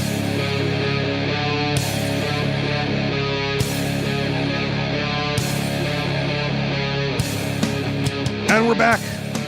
Still here doing a radio show live on this Thursday night. You can participate if you call 603-283-6160. That's 603-283-6160. And if you're watching the cams, you can dance along with Maddie Matt and the Captain. Also in the studio tonight, I am hosting Mr. Richie Rich. Let's talk about the Crypto 6, because that seems to be important. We might get dear leader Ian back. Poor Bonnie was all excited. Fingers about, crossed. Maybe getting a call today to have to go and pick him up, and I was just like, oh, come on. I think you've been around long enough to know that the government takes its time. I think the earliest we'll see Ian walk is maybe Monday. Okay. Right. And by walk, I mean get out on insane bail conditions. Kicked out of the jail. Yeah. Get out of here, Freeman. Been told you're still kind of in jail, but virtually, and whatever. So, okay, I'm gonna read this, and then I want to talk about that very briefly. The Crypto 6, on March 16th, 2021, government agencies conspired together and raided the Free Talk Live studio, the Bitcoin Embassy, and the homes of Aria DeMezzo, Renee and Andy Spinella, and Colleen Fordham, a grandmother in her 60s. They're terrorists. Damn it. The Crypto 6 were then arrested and taken into custody, and Ian Freeman and nobody remain in custody for now. What can you do to help? Check out thecrypto6.com. There are multiple ways in which you can donate to their legal defense fund, because these charges aren't a joke. It's going to take a serious legal team and many experts to protect the Crypto 6 from further aggression from the state. This case will likely set precedent that will affect the world of cryptocurrency for decades to come. Help them in their fight for liberty and financial freedom by contributing to their legal defense fund at thecrypto6.com. Once more, thecrypto6.com. Now, it was suggested last night that Ian, when he does get out, may be on house arrest in some form or fashion. The judge was very wishy-washy about that kind of a thing, saying that generally in federal cases they don't ask for the ankle monitoring device. That doesn't mean that he still won't be, remanded to house arrest. It just means that he won't have to wear the tracking device. But remanded to house arrest, allowed to leave for work-related things. Right. Mm-hmm. So what were to happen if somehow there was a Free Talk Live committee that outvoted Ian and said that Free Talk Live will be broadcast from Porkfest Forkfest 2021. Well, that to me sounds like already a work activity. Right. Free Talk Live has already traditionally been broadcast from Fork and Pork, or Pork and Fork, depending. Understood. And so Free Talk Live currently, even, Free Talk Live, the entity, plans on being at Porkfest and Forkfest in some way, shape, or form, planning as if Ian were still to be in jail. So if Ian gets out of jail, well, bonus. All the better. That to me sounds like a work-related activity. Absolutely. I agree. But what will the government say? They can't say anything. Well, they could say no. Government doesn't have a mouth; it can't talk. Well, we also still don't have the conditions. That's the suspected. That's how the way the judge was talking. That's how it sounded. It was going to go. Right. Yeah. And I hear you that you don't want to speculate. I don't think it's ever unfair to speculate. Yeah. And that judge clearly wanted to get money. and he realizes that Ian needs to work in order for Ian to get money. Right. So that means he don't separate him from his work. Okay. How do you mean the judge wants to get money? Like they want to find him guilty and then punish him financially? Some sort of collateral. They want bail. Yeah, for bail. Okay. Whether it's money or property or something, they want something significant to be put up to minimize his risk of flight. Well, give him back the Federal Reserve notes they stole from the safe, and they have a sufficient portion of that right They there. already kind of have it. Right? They're sitting on it. Right? Yeah. All right. So let's move on with the Gun Talk Live portion of the show. We have resident firearms enthusiast Matt in the studio. So we try to find. Well, and you're also an enthusiast, yeah? Yes, but not as long as Matt. No, I realized Matt's sort of the Obi-Wan Kenobi. Oh, I like that. Of the group. The Obi-Wan Kenobi? Obi-Wan Kenobi, yes. So we try to find some firearms-related news and headlines. And this is where you say something like, I am he is me. Of course I know him. He is me. I'm looking for the one who goes by Obi-Wan Kenobi. Do you know him? I do. Wait, I can't remember what you got it right the first time. Yeah, that's right. You know what? Of course I know him. In my mind, the first time I was reading it from a meme in my head. Like, That's good enough. Of course I know him. He's me. There you go. What kind of things do we have to pepper Obi-Wan Kenobi with? So we can talk about the gun buybacks. We can talk about the recent NRA decision regarding their lawsuit. Yeah, I find that really strange. I don't know. I mean, as a gun dude, I don't really like the NRA. All of the almost all the anti-gun legislation we already have on the books did not come from leftists or Karens complaining. It came from the NRA? It came from the NRA lawyers writing it. God. So it was their way of compromise with the anti-gunners, so they would write the code themselves. But because it would have been much worse. It would have been a lot worse. But it's pretty awful as it is, and they wrote every word of it. All right. So, or most of it. What was the? I don't know. I don't know. I don't care about the NRA at all. Okay. I had a membership a long time ago. I'm glad I didn't buy a lifetime membership. They're just not effective. There are other organizations out there. The Gun Owners of America are awesome. Jews for the Preservation of Firearms Ownership are awesome. National Association for Gun Rights is awesome. There's a lot of other institutions that you can be giving your money to on an annual basis that work absolutely tirelessly with no pomp and circumstance. The NRA is really old, and that's cool. I guess it's antique-y, it's vintage. It's vintage. How effective are they? And I guess as the resident lifetime NRA member, which I am now, I will say you're probably right. And yet, to me, it seemed like the lifetime membership at the discounted rate would save a bunch of money in the long run because you only pay it once. And that's true. So I went, here it is. And then I got a cool hat, a cool jacket. How much did you pay? They threw swag at you. $750. That's it. That's a bargain. Lifetime membership. You got a jacket and a hat. What else have you, can you I have a magazine subscription. So you get some periodicals? I get a periodical. Physically? Yeah. American Rifleman. I checked the box to have I think I bought shooting or something like that, but whatever. Now, or what is the real question? Have you been a member? I'm just trying to see if your $750 in value has been returned to you in some way. Oh, no, not at all. Okay. But okay, so here was my reason for doing it. Have I gotten my $750 in value back? No. However, it was my 2021 goal. Like I set a goal for myself at the beginning of the year. I didn't have a New Year's resolution. I said, I wonder what it's going to take to become a certified firearms instructor. Okay. All right. So your membership is part of your goal. It's an unnecessary part, but it makes life a little bit easier to have a membership. To have a membership to be a certified instructor in the NRA, because things just get done faster for current members than they do for people who aren't members but are going to have the certification. So it's like a way to grease the wheel a little bit. For me, that's what it was. And I go, well, if this pans out, right, I could buy the annual membership over and over and over again.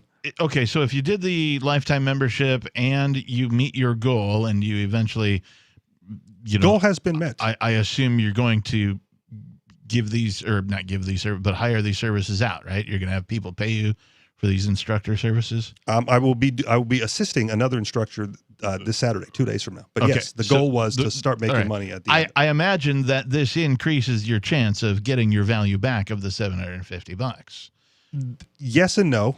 The value I get back, like if I consider the $750 like a business expense, right?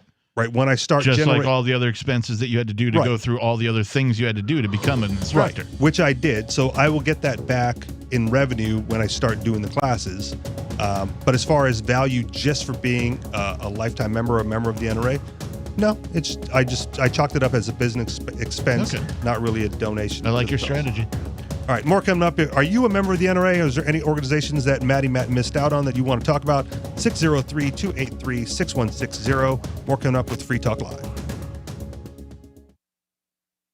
There are lots of ways to listen to Free Talk Live. Our podcast has been around since podcasts began, and now the FTL feed is loaded with content besides our full show archives. Did you know that we make it easy for you to customize your podcast subscriptions? We have different feeds, one that includes only our full shows, one with just the Daily Digest, and our main feed that includes everything. You decide what you listen to. It's quick and easy to customize your feeds at feeds.freetalklive.com. That's feeds.freetalklive.com. Do you feel like your nation, state, or community no longer holds your values? Have you dreamt of a place where people agree that liberty is important and are free to pursue their projects so long as they respect the property of others? There are many people just like you that are discovering freeprivatecities.com. Their social media links are at the upper right of the page at freeprivatecities.com. All skill levels will be needed when the first of the Free Private Cities opens. It's sooner than you think. Stop arguing and build. freeprivatecities.com. The Terran Federation and the Terran League have been killing each other for decades. Sheltered, wealthy, and light years from the threat, the members of the 500 have no interest in changing that. When Rear Admiral Terrence Murphy is given governorship of a backwater system, a risk-free path to wealth and power is his for the taking. But Murphy is a man of honor, duty, and responsibility. He intends to stop the killing, whatever the cost. Governor, by David Weber and Richard Fox, from BaneBooks.com. Are you tired of governments murdering people around the world? Stop using their money. There is an alternative. Bitcoin is a stateless, free market, non-political currency. Bitcoin cannot be inflated or controlled by any government. By using their money, you are helping the state. Stop doing it. You have an incredible alternative available now. Learn it, use it, spread it. Get started with Bitcoin at bitcoin.com. That's bitcoin.com. On March 16th of this year, a joint government task force raided the New Hampshire Bitcoin Embassy, the Mighty Moose Mart, the homes of Aria DiMezzo, Andy and Renee Spinella, Colleen Fordham, a grandmother, and perhaps most relevant, the studios of Free Talk Live. The Crypto Six were arrested, most were released, but Rich Paul, also known as Nobody, and Ian Freeman both remain in custody. We've been in contact with attorneys that say no crime even appears to have been committed, but that didn't stop the Joint Thug Task Force from ripping out wires from the back of our broadcast stacks, taking Free Talk Live off the air, violating our and your First Amendment rights. You can go to thecrypto6.com and donate to fight against these charges. But as importantly, contact media and tell them about this outrage. This case is likely to set precedent for the use of cryptocurrency well into the future. Help our fight for liberty and financial freedom at thecrypto6.com. What if you want to hear the latest episode of Free Talk Live, but all you have is your phone, you forgot to download our archive, and you have no data connection? You can call our Listen line at 641-793-0191. That's a long-distance number, so you may incur charges. If not, listen as long as you want. 641-793-0191. The Free Talk Live Listen line, 641-793-0191. Are you tired of governments murdering people around the world? Stop using their money. There is an alternative. Bitcoin is a stateless, free market, non-political currency. Bitcoin cannot be inflated or controlled by any government. By using their money, you are helping the state. Stop doing it. You have an incredible alternative available now. Learn it, use it, spread it. Get started with Bitcoin at bitcoin.com. That's bitcoin.com. Got Telegram? You can follow our channel there and discuss show prep with other listeners at telegram.freetalklive.com.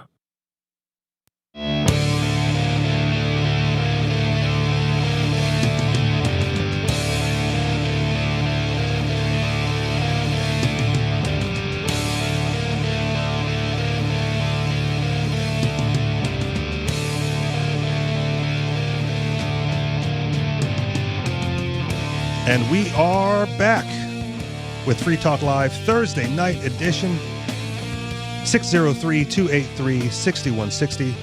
That's 603-283-6160. Sitting in the studio tonight, 'tis I, Mr. Richie Rich, along with Matty Matt. And the Captain. Dropping the E. No need it. You don't need it anymore. I'm just ad-libbing and winging it. Winging it. Whatever feels right, man. Do you only do like the full nickname when you're sitting in the first chair? It's Lord Reverend Captain Kick-Ass Junior the Third. Buckshot Esquire, if you will. It's technically the Lord Reverend Dr. Captain Kick-Ass. And I try to only say it once per show. Okay. Did you already say it this show? I did not. Okay, so this will be the one time. That's yes, the quota. Quota has been met for this show. Quota met. You can check that box. All right. So on the other side of that break, we were talking about some gun-related issues with Obi-Wan. What do you call him? Obi-Wan Kenobi. Obi-Wan Kenobi. And he said, "Guys, I don't really like the gun chalk that you brought in to talk to me about today. We have bigger issues to fry." Well, I don't know if we're really going to hear about it until later on in the week, but a little bit of stuff has been trickling out of the ATF, and that's never a good thing. They redefining terms. That's basically what they're doing. Is that the aliens, Terrans, and I don't know, whatever. Wait, I thought they shut down the ATF and then brought in the AFT. Didn't Biden? That's right, the AFT. The AFT that's the new thing. That's Biden's Space Force. Wait, right and there. didn't they add a letter? Wasn't it alcohol, tobacco, firearms, and explosives? Explosives. Yeah, thank you. BTF. So it could be BATFE. fate. It could be firearms, alcohol, tobacco, explosives, and be spelled fate. They'll seal your fate. How well? But then they wouldn't be a 3-letter agency anymore. You know? That's right. Yeah. 5. Because the bureau's in there. Alcohol, tobacco, firearms, explosives. They Too had to throw much. bureau in there. Yeah. But anyway, so in a sneak peek at the earliest version of what we have of whatever they're gonna say later on this week, they're gonna just muddle a lot of water. And one of the things they said, I can't remember exactly how it was stated, but they're talking about anything that encloses a trigger. Oh, yeah. So now AR-15s, you can get like a normal AR-15 trigger is a normal AR-15 trigger. It comes in 2 parts, a trigger and a hammer, 3 parts, trigger, hammer, and a sear. Unless you get an M16s, and then it's another part or 2. But with AR-15s, a lot of companies have come out with these little cassette triggers. They're all enclosed in a casing of their own. Now, does that mean that those Drop-in trigger pack? A drop-in trigger pack. They're real handy. They're really nice. They're expensive. They're high quality. But the new wording from the ATF makes it sound like even just the trigger pack could be considered a firearm unto itself. So they're not making any sense at all. And it's clear that they are doing the typical government thing. They're coming up with a one-size-fits-all solution for a lot of people who are all different sizes, shapes, and colors. So it's just, this is not going to go well.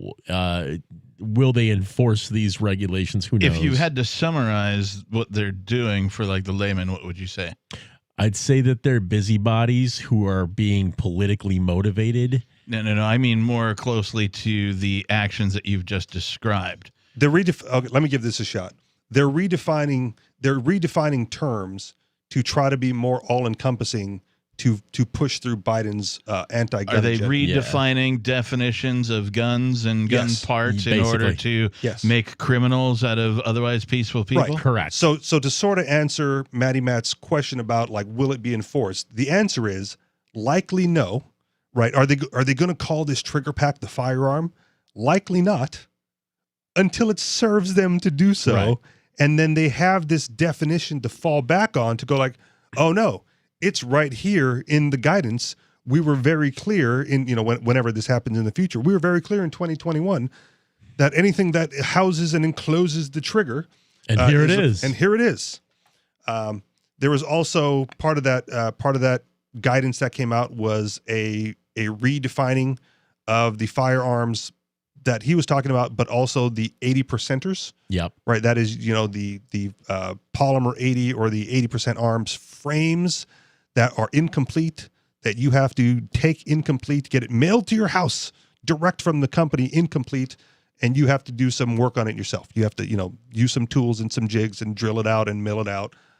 Same with the 80% AR receivers, like the lower receiver that you get, you got to drill some holes in that thing, man, to make it functional as a firearm. They're saying if the company sells you that along with the rest of the parts to complete the firearm, then that part that they're selling you, that 80% part, in and of itself becomes the firearm as well.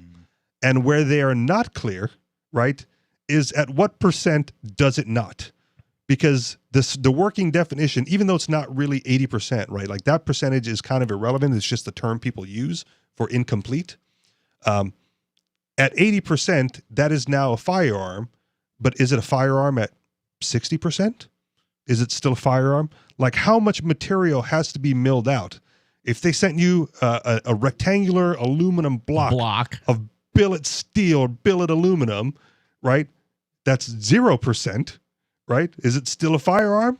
Or if they make like one cut into that billet, you're already at the... So that part is not clear. And so, and that's the new guidance, right? Like standing guidance for so long, 80%, not quote, a firearm. Quote, guidance, unquote. Well, okay. And that is a whole nother issue, right? Because this is not law. This is not regulation. Right. This is not things passed down by, your elected officials. This is just the bureaucracy of the ATF reclassifying things at their whim, at the behest of the Biden administration. I haven't checked it for myself yet, but the word on the street is that, whenever the ATF starts doing this stuff and they're trying, feathers start getting ruffled correctly, rightfully, the ATF has like a comment section, so you can go online or you could even mail a letter to tell the ATF what you think, and they have listened in the past, believe it or not.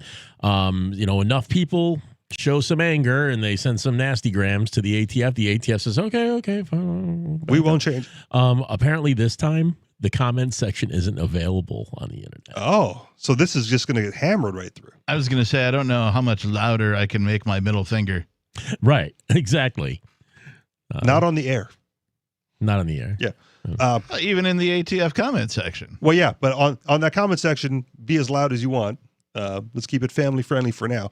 One of the other things I think they're trying to do with these redefining of terms, it's recently come to light that the AR platform itself, right, like the lower receiver doesn't fit the definition of firearm as it's laid out by the ATF, and the upper receiver doesn't fit the definition of a firearm as it relates to the ATF.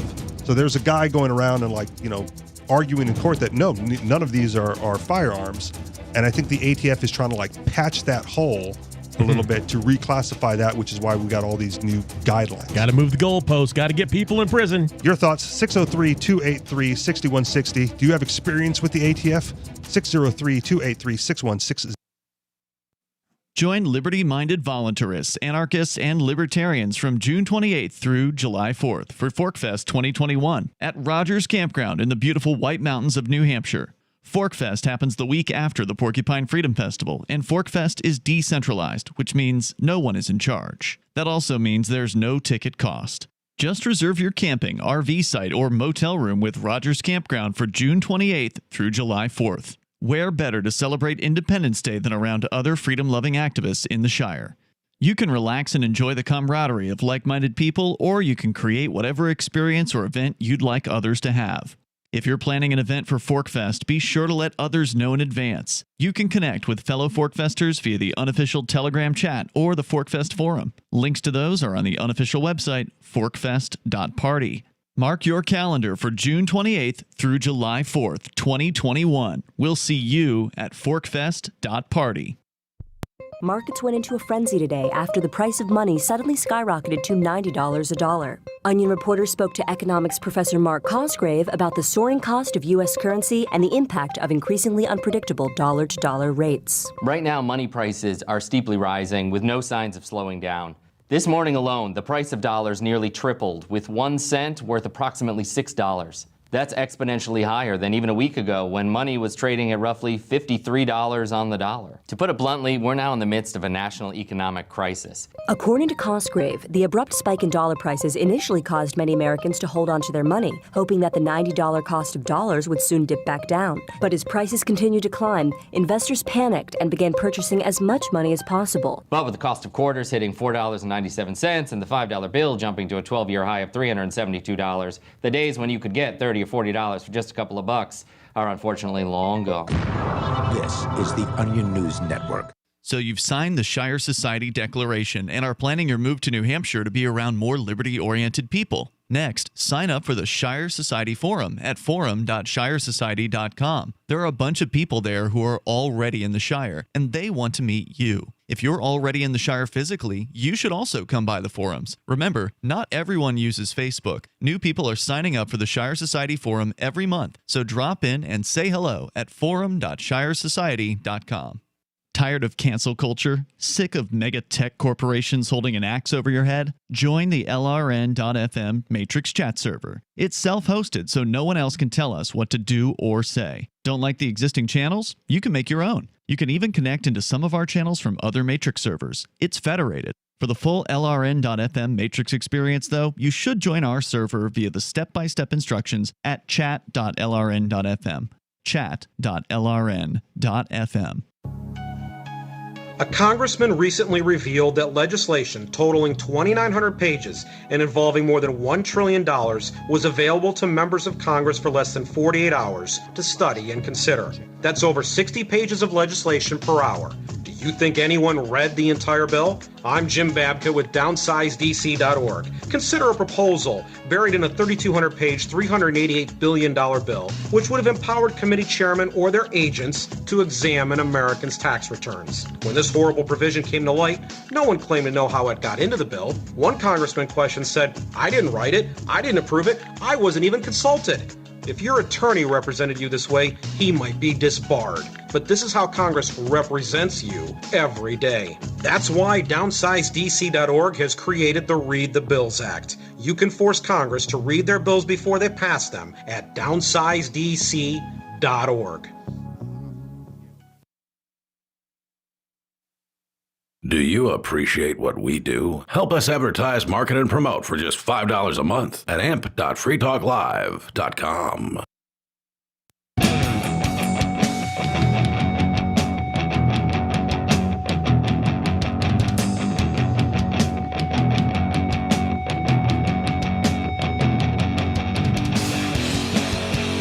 And we're back with the Hollywood edition of Free Talk Live. That's right. Hollywood Kick-Ass inspired Hollywood Richie Rich and Hollywood Matty Matt. And if you need to understand that reference, you got to look at the cams, because all of a sudden, dude, we're all wearing sunglasses indoors, man. I don't even know what our URLs are for the cams. It's like twitch.dlock. I don't know. Does Cam not get cam.freetalklive.com? Yeah, actually. And actually LRN.FM, I think, has the Twitch feed on it. Okay. Which, if you hit play, will play for a while, but then eventually will be like, blah, blah, blah, blah, blah, and you got to click a thing that says watch on Twitch. It'll open a new tab and allow you to watch the rest on Twitch. So before you call in, at least during this segment of the show, please make sure you don a pair of shades to get into the theme of the moment, and then dial 603-283-6160. That's 603-283-6160 to join us, the Hollywood crew. Hollywood Talk Live. I was told a long time ago that in order to be the Hollywood version of yourself, that you must don sunglasses. Do you also have to like smear boot polish over your beard? Well, I think like lean back. Like normally I'd be all up in the thing, you know what I mean? But like just chill out and lean back a bit, man. And you got to be really tan. I'm not tan. Neither. That's way too much preparation. Yeah. Like he said, I'm doing the Hollywood thing, and I went and grabbed my shades, and that was it. Yep. You know, and that's all you need. Okay. Yeah. That's all you need. We're all Hollywood then. Yeah. It's the Hollywood edition, the Hollywood segment. The glare from the studio lights is drastically reduced, though. I kind of like this yeah. whole sunglasses in the studio thing. It is. I'm in. I remember one time, like I used to wear sunglasses at night because it was like the cool thing to do, and so did a buddy of mine. And we were driving one time. I was like, "Man, I can't see anything. Like, what? Why is it so dark?" Like, dude, you still got your shades on. He's like, "Oh yeah, okay, that's much better." What's the bad '80s song that I wear my sunglasses at night? Corey Hart. So I can. What's the next? It's a line? legend. It's like that and Stairway to What's Heaven. the next line though? Songs. Nobody. It's like so I can. I don't know. Yeah, the rest of it didn't matter. Dude, you're the resident music expert. I know it's. We would be looking for 603-283-6160 if you know the line after I wear my sunglasses at night so I can. I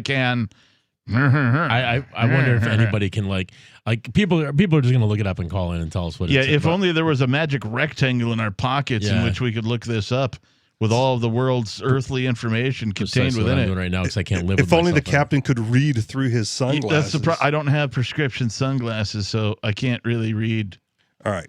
I will read something while you guys are looking that up. I am illiterate while being the Hollywood version of myself. Freedom's Phoenix. Great source of show prep for me. I'm sure you guys use it too.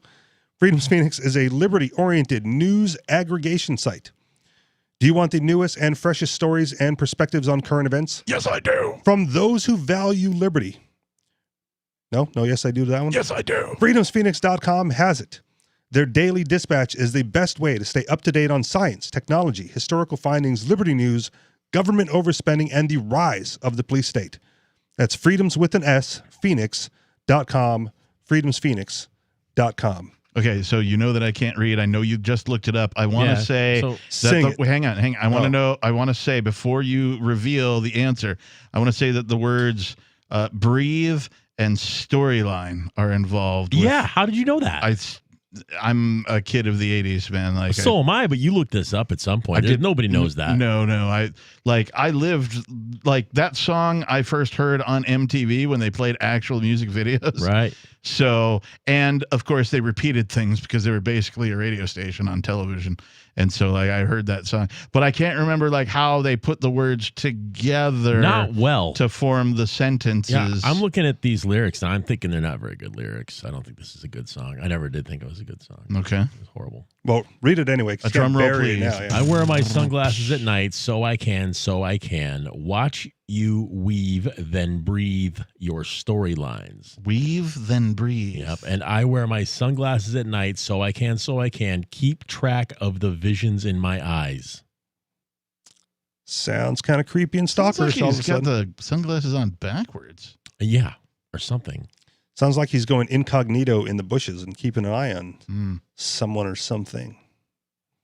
Okay. Yeah, this is a bad song. I think much like... Don't look. If you're listening at home and you're thinking about these lyrics, don't look this up. I think much like every musician who ever got like a Hollywood type contract or whatever and wore sunglasses, they were probably really high.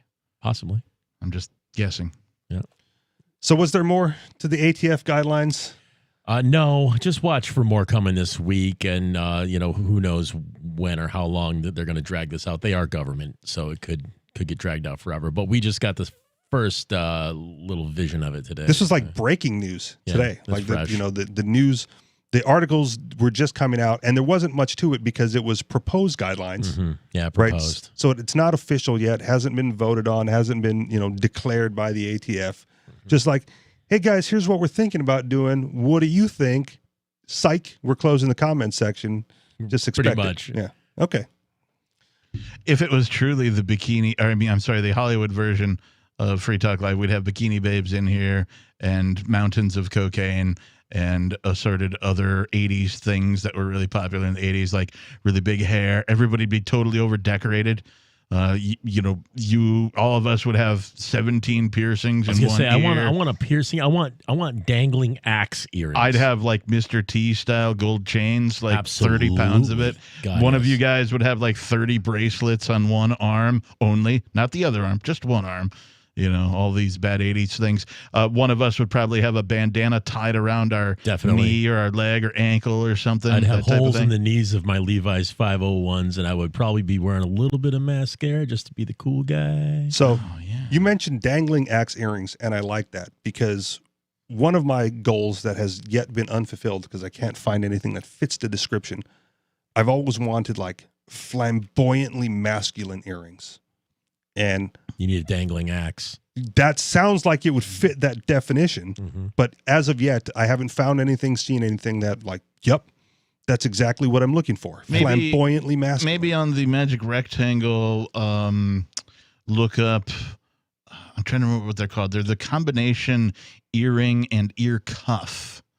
Right? Okay. This is something out of the 80s where like part of it would be actually through the pierced part of your and the other ear. like clips to the other top. would have like a chain that would like clip to the top. Yeah. But each thing would have a different thing hanging off. You could get one with a skull and one with a dagger or whatever, you know, that kind of stuff. So I bet if you it found exists. Corey Hart at his job at Dunkin' Donuts somewhere in L.A., he'd probably sell you his dangling axe. All right. Dangling axe earrings from his actual music video for "I Wear My Sunglasses at Night."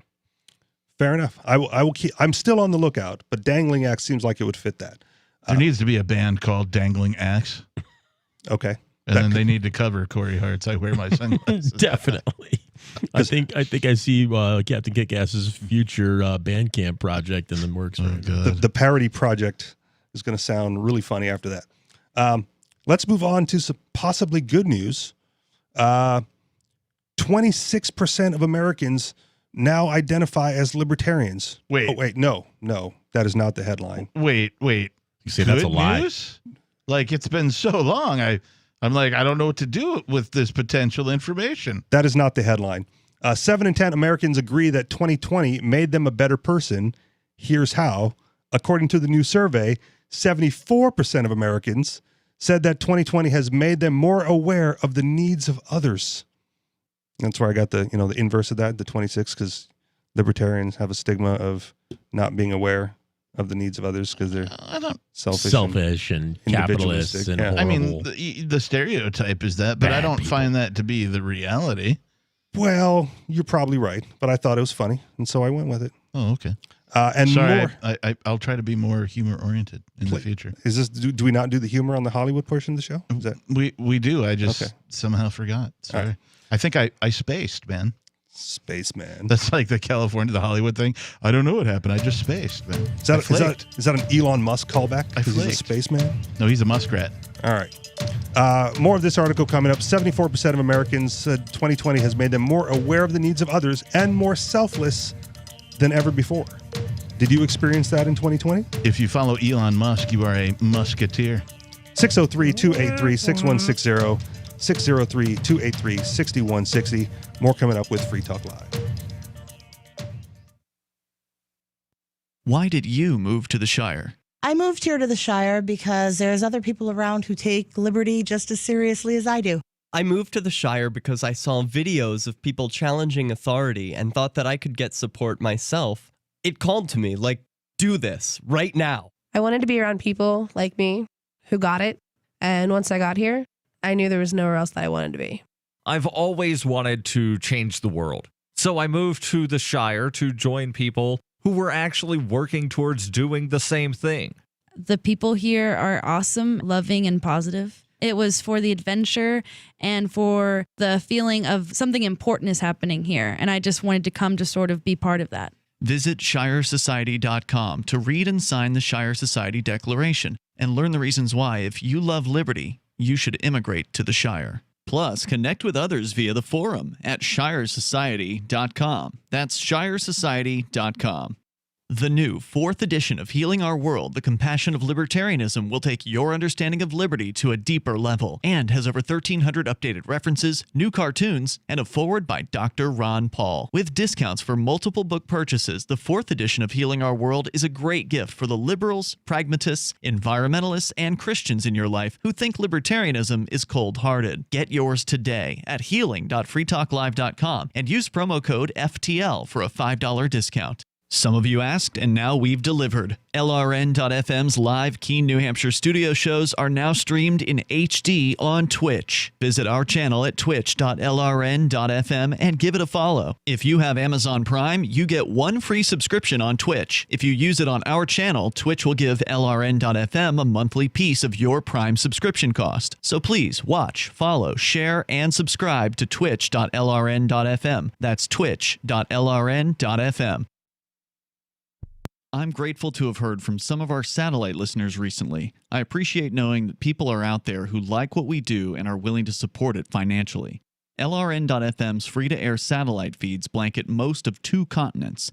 It was my goal to put our channel there so people without internet could receive our programs and feed pirate radio stations. We started a fundraiser on Patreon a few years ago to back the satellite channels. I recently announced that I was considering canceling the feeds, and donations increased from 15 to 20% of our costs, which are around $1,000 per month. That's a good start, and to incentivize more contributions, the Shire Free Church will be matching every dollar. Can we reach $500 per month? With your help, we can. You can join our satellite fundraiser for just $2 a month at fund.lrn.fm. If we raise enough to keep both of the channels on the air, awesome. If we raise more, I'll add more channels. If not, we can shut them down and go internet only. It's up to you. Thank you for your support. fund.lrn.fm.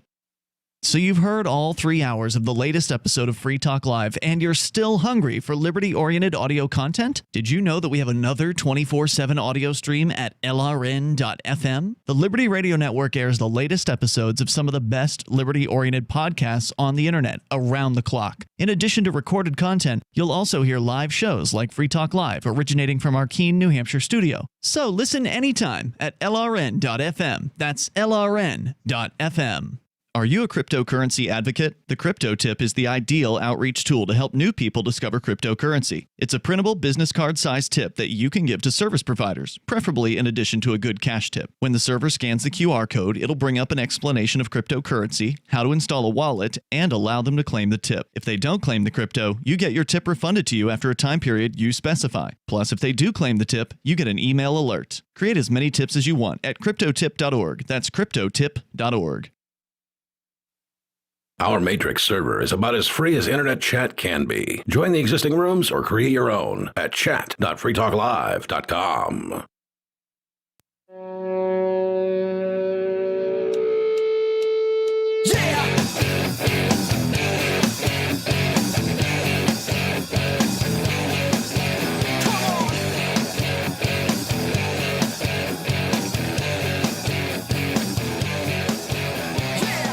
And we're back with Free Talk Live, 603-283-6160, the live Thursday night edition. You can get your thoughts on the air by calling that number, 603-283-6160. Just because I can't see very well with the sunglasses on as Hollywood kick-ass, and because the monitor, which shows the cameras, is very far away across the room, it occurred to me that I may look something like Tom Likas back in the day, because he used to wear the shades and be like, yes, it's the Tom Likas show. You've got to dump that bitch. You got a DTB. That's right. 1-800-5800-TOM. Blow me up, Tom. Sorry. Who is that? Tom Likas? Yeah. Legendary radio broadcaster. Oh. Yeah. Still got, I think he's doing the online only thing so he can be uncensored, but yeah. Oh, the Howard Stern route. Yeah, he was. We're moving to satellite where we can say what we want without violating the FCC rules. He was very much a. I think young men looked up to him as the father figure they never had, in that he would teach men how to date and get laid and get out, right? With spending the minimum amount of money, right? He would give tips and tricks on how to do this type of thing. Like one of his famous tips is to, when you're at the ATM and there's always a trash can right next to the cash machine, he's like, when you go to throw your receipt away, just go ahead and real quick look through some of the other receipts, find the largest balance that you can, and then when you're out at the clubs, or bars or whatever, you're trying to hit on somebody, you write your phone number down on the back of the largest balance ATM receipt you can find. And so even if they're like turning you down, they're like, no, you're not my type, whatever. You hand it and you're like, look, just think about it and call me, right? And then when the ladies will open up this, because some ladies, much as you want to, a lot of ladies will disagree, but some ladies are certainly motivated by money. And when they open that up and they see that bank balance, they're going to call. We call them gold diggers, and Kanye did a song about it. So at any rate, that was largely his shtick. That is diabolically brilliant. Was doing this kind of stuff. I love it. He also invented something that I will always love because I was a beneficiary of this particular thing. He called it Flash Fridays. And every Friday on his radio program, because it was broadcast during the drive home, right, the 5 to 6 p.m. or whatever it was, the rush hour, if you will, he had this thing that where if you drive around with your headlights on in your car, that means that you are requesting to be flashed. And then, like, any ladies who were listening to Tom Leykis and were of the Tom Leykis sort of following, and they saw you on the freeway in traffic or whatever with your headlights on, they would just, poke out the window and lift their shirt and give you a flash for Flash Fridays. Times were so much better back in the day. I would say so. Yeah, it was a good time. As far as, picking up chicks, though, and, like, advising people on that, I think he's trying too hard. That's too much work. Well, he's, again, it's his shtick, not mine, right? But, like, I did listen to his show because, well, it was on the rock station locally in the Seattle, Washington area for quite some time. So, I would turn my headlights on Flash Friday every day. So did it ever work? Did it do anything? It totally did. Yeah, I got flashed like 3 times. Really? Yeah. That's fantastic. They talked about this a little bit on She Talk Live last night. So again, I don't want to rehash their discussion, but they were talking about, like relationship advice. They had, there was an incel that called in to hash out his problems, and one of the techniques, I guess, that could be used for those type of people is like, the pickup artist techniques and manual. And I don't really care what your feelings are on those techniques or the Tom Leykis maneuver, whatever you want to call it. Yeah. I think the benefit of going through those programs is that it artificially boosts your own self-esteem to a level that then naturally catches up to it and then gives you the confidence to do those things and, to accomplish your goals of entering into relationships. I mean, that is true. Like, dudes with low self-esteem never attract what they're looking for in sexual partners, right? At all. No. It's not until you find some self-esteem or even you temporarily gain some, right, that maybe goes away later, that is when you find that you draw those things in. Or you hit rock bottom with your low self-esteem and you just throw caution to the wind and you walk up and you use the world's most productive pickup line of all time. I will attest. Now you got to share it. Baby, I'll take you to Taco Bell, buy you anything you want. Nice. That's the world's most effective pickup line? Absolutely. It's like a slap in the face, but it's also funny. Huh. Like a square in the face. I've never used that myself. Square in the eye, baby. I will take you to Taco Bell and buy you anything you want. It's been a while since I needed it, but my old dating profiles, like, your ideal date was like dinner and dancing at Taco Bell. Maybe it's just Taco Bell. Yeah, that's what there's some relation there. Wait. Here in Keene, we have a combo of Taco Bell KFC. Like, I don't know how that plays into this whole thing, but it seems like there's some sort of weirdness there. In a lot of places, there's the combination Pizza Hut and Taco Bell. That's right, the Pizza Bell or Taco Hut. Yeah, in New York, we have combination A&W root beers with Long John Silver's. I had that in Hawaii. They had a KFC A&W in Seattle, and I thought that was interesting. Nice. I don't know how I'm going to segue into this phone call because he wants to talk about sweet potatoes. Let's go to the phones. Right. Let's do it. Burning in New Orleans. Sweet potatoes. Go. That's the beauty of Free Talk Live. I get to pick whatever I want to talk about. Right? You do it. You go for it, man. I was like, fast food, French fries, potatoes, sweet potatoes. Like, sweet potato burritos at Taco Bell. There you go. So a few shows ago, just a few days ago, there was a replay of a conversation that Arya and someone else was having about survival and everything. And there was an interesting conversation about the different zones as to what you can grow. So I used to live in Tennessee, and it's very cold here. And I was under the impression that, we share the same zone as New Hampshire. And it was interesting to me to hear somebody, I forgot who it was, I apologize, but they were talking about when you say zone, sweet potatoes better in, are you like time zone? No, or like growing, on the meridian? okay. Growing zones, right? Yeah.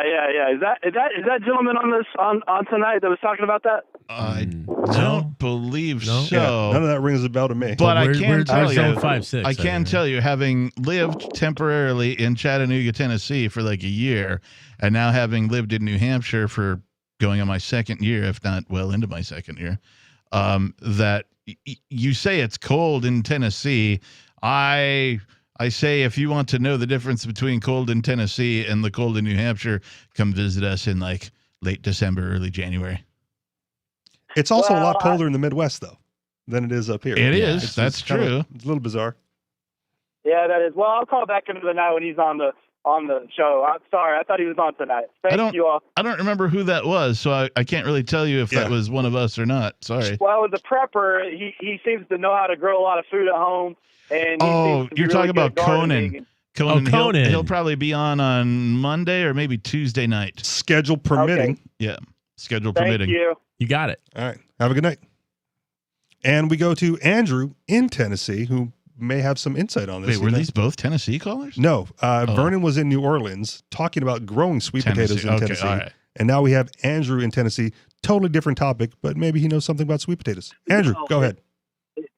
It absolutely does get cold in Tennessee. It does. And as I was listening, I should have been writing down some of my arguments. But if you're when it comes to picking up women, you got to strike while the iron's hot. No matter what you look like or what you feel like, if you're feeling good about yourself, just get out there and do it. Well, and that was part of the call last night, and part of why I said you have to like build your self-confidence first, is because the problem that those people have, and the people who get a lot of value out of the pickup artist techniques, is they don't feel good. They don't naturally have that positive, outgoing disposition that gives them self-esteem necessary to approach, talk to, pick up, or enter in relationship with women. And so that has to be done first. And again, like I said, say what you want. I'm not here to like plug the pickup artist techniques, but if it helps a dude get the confidence that he should already have, I'm not going to knock it either. I would say figure out a skill that you're good at and feel good about that, and then that will give you the confidence to go out and talk to women. Yeah, the other thing is, if you can do something in front of a woman that you are good at or skilled at and do it well, that will make an impression as well. I know can you hang me over to the next break? Absolutely, because I know you wanted to talk about something else. So stand by, Andrew. Coming up, phone lines are still open, 603-283-6160, 603-283-6160. Your thoughts on any of the topics that we've covered so far. Free Talk Live. If you want to know the latest about Free Talk Live before we go on the air, all you need to decide is how you want it delivered. It's your choice. Visit news.freetalklive.com to receive our usually weekly news updates by email. Plus, we have a Twitter account at twitter.freetalklive.com, and you can follow us on the decentralized Mastodon platform at toot.freetalklive.com. So please follow us at toot.freetalklive.com and sign up for our emails at news.freetalklive.com. Do you feel like your nation, state, or community no longer holds your values?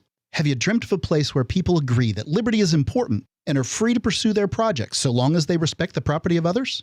There are many people just like you that are discovering freeprivatecities.com. Their social media links are at the upper right of the page at freeprivatecities.com. All skill levels will be needed when the first of the Free Private Cities opens. It's sooner than you think. Stop arguing and build. freeprivatecities.com. Breaking weather news. Belize is sunny and around 82 degrees every day this week. What's the forecast for your life? If current politics and economic prospects are cramping your freedom, escape to the tropics. ECI Development has affordable second homes for you to own or rent in Belize and other tropical countries. Places with stable governments and growing economies. Secure your freedom now. To find out more, send an email to ftl@ecidevelopment.com.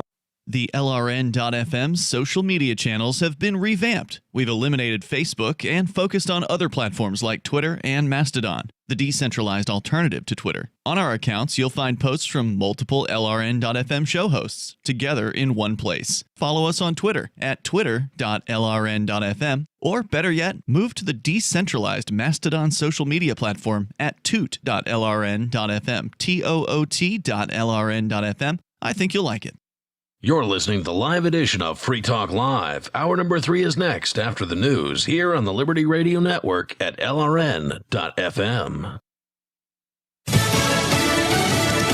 A major energy pipeline shut down by a cyber attack. I'm Joe Chiro, Fox News. Colonial Pipeline says it was targeted by a ransomware attack that forced it to temporarily shut down a pipeline that stretches from the Gulf of Mexico to New York. The company did not say what was demanded or by whom. Tennessee Republican Senator Marsha Blackburn is calling for improvements to the nation's energy infrastructure. We have had a Department of Energy cybersecurity project at Oak Ridge Labs, and I've been pushing to bring all of our national labs into a consortium to work on this, because securing our nation's critical infrastructure is going to be an imperative because of these bad actors that are out there. Energy analysts say the impact on fuel supplies and prices depends on how long the pipeline is shut down. Deportations have reached an all-time low as a record surge of new migrants and asylum seekers continues at the southern border. Fox's Bill Malusian in Del Rio, Texas. Border Patrol reporting that just here in Del Rio in the past week alone, they've been averaging 740 apprehensions every single day. The local sheriff here telling us he's never seen it worse, and that human smugglers have been taking advantage. A semi-truck that got pulled over by local police after folks out there reported seeing people in the back of the truck. Police pull it over, and there were dozens of migrants in the back of that semi. Customs officials report 162,000 migrants were detained in April, but about 30,000 got away. 3 people were dead, including a suspect, and 2 others are injured after a shooting and fire in Maryland. Baltimore County Police say officers found an armed man outside a burning home in Woodlawn and shot him. The fire damaged 2 other homes. America is listening to Fox News.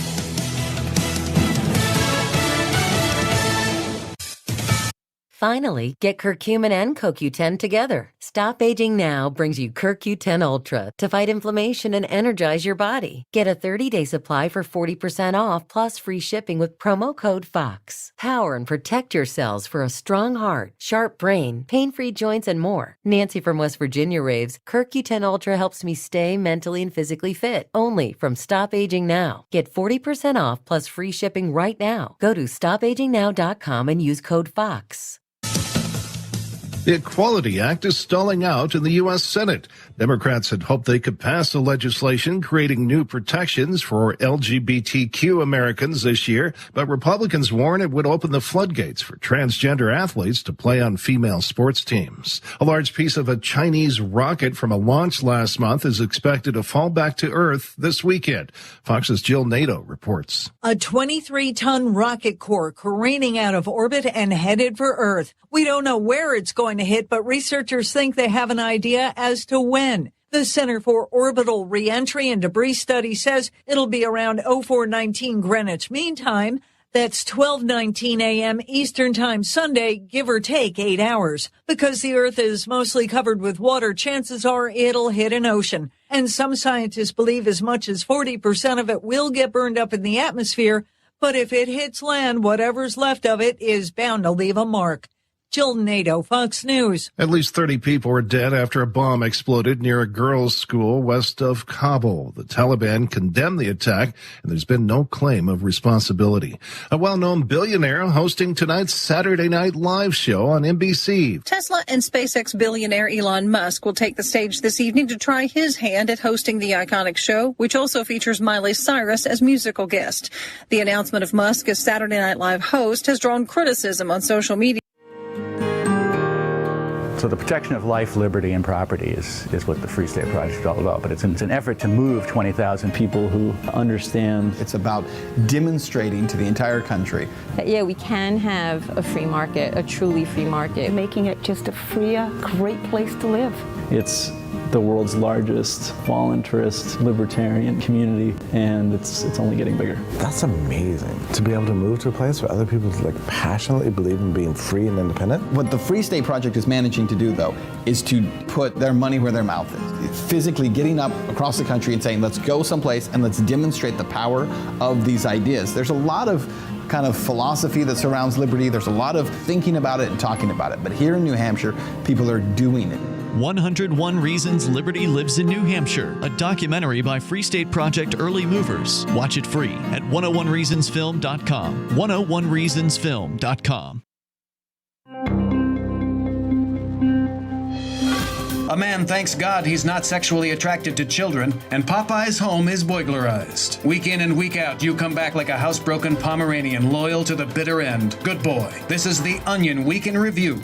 Georgia's Cobb County Evangelical Hospital held its 5th annual Walk to Cure Gayness today, reportedly drawing thousands of participants to raise funds that would cure sufferers of their homosexuality and make gayness a thing of the past. Hospital administrators told reporters that funding from the walk would go into providing new state-of-the-art gayness treatment equipment, along with remodeling the hospital's physical therapy center, which has spent nearly 14 years reteaching gay men how to walk properly. Oh God, I was a goner. But as you can see, I'm now happily married to a woman, and as of next month, I will have been in full remission for 2 whole years. I'm just so very, very happy. Everything's really good in my life. This is the Onion News Network.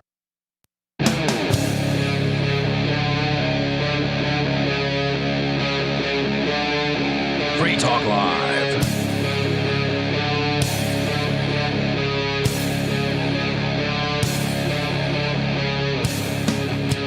And we're back. Uh-oh. What are you uh-ohing about? We've lost Hollywood Richie Rich. Oh, you lost me. I only did it for 1 You second. must have moved to like the Bay Area or something. Yeah. You've left Hollywood. Yeah. Okay. Skid Row Rich? Well, I mean, if you're living in the Bay Area, it's likely. Yeah. Pooping on the sidewalk, Rich? I hear that's big on the West Coast. Yeah. Call in number 603-283-6160. That's 603-283-6160. You got more thoughts on this, Cap? I'm sorry, I just didn't mean to throw you off your pattern, your spiel. You know, you're used to doing a thing and then saying a thing before we start bantering and tangenting. I got... That's okay. We can go off the cuff. Yeah, I've been guilty of doing that as well, to a point where like we get 5, 6, 7 minutes into a segment and I'm like, oh, by the way, in the studio tonight. Yeah. It is Richie Rich, Matty Matt, and Captain E. Captain. Hollywood Captain. Hollywood Captain. Hollywood Kick-Ass is here. And you guys are probably making an appearance at Forkfest 2021? Indeed. Absolutely. Mine is still up in the air. I don't know if it's going to work out, but we'll see. Join liberty-minded voluntarists, anarchists, and libertarians from June 28th through July 4th at Forkfest 5 at Rogers Campground in the beautiful White Mountains of New Hampshire. Forkfest happens the week after the Porcupine Freedom Festival, but Forkfest is decentralized, which means that there's no ticket cost and no one is in charge. All you have to do is reserve your camping site, RV site, or motel room with Rogers Campground for June 28th through July 4th, and there's no better place to celebrate Independence Day than around other freedom-loving activists in the Shire. You can find out more at the unofficial website, forkfest.party. You can also connect with other attendees there with the unofficial Telegram and the unofficial forum. You can find links to those at forkfest.party. We hope to see you there. And maybe some good news, like the latest breaking. Maybe Ian Freeman will be there. Still fingers crossed. I hate to One more hearing. I'm gonna just have one more hearing, and I'm they'll gonna, let him go. I'm gonna maintain my position of low expectations but high hopes. Right on. That's a good policy. I can't really go any other way. There's still bureaucrats talking about things. Apparently, it's going to require yet another hearing. I don't know if this is supposed to be public yet or not, but well, there it is. It is now. There it is. I just blabbed it on the radio.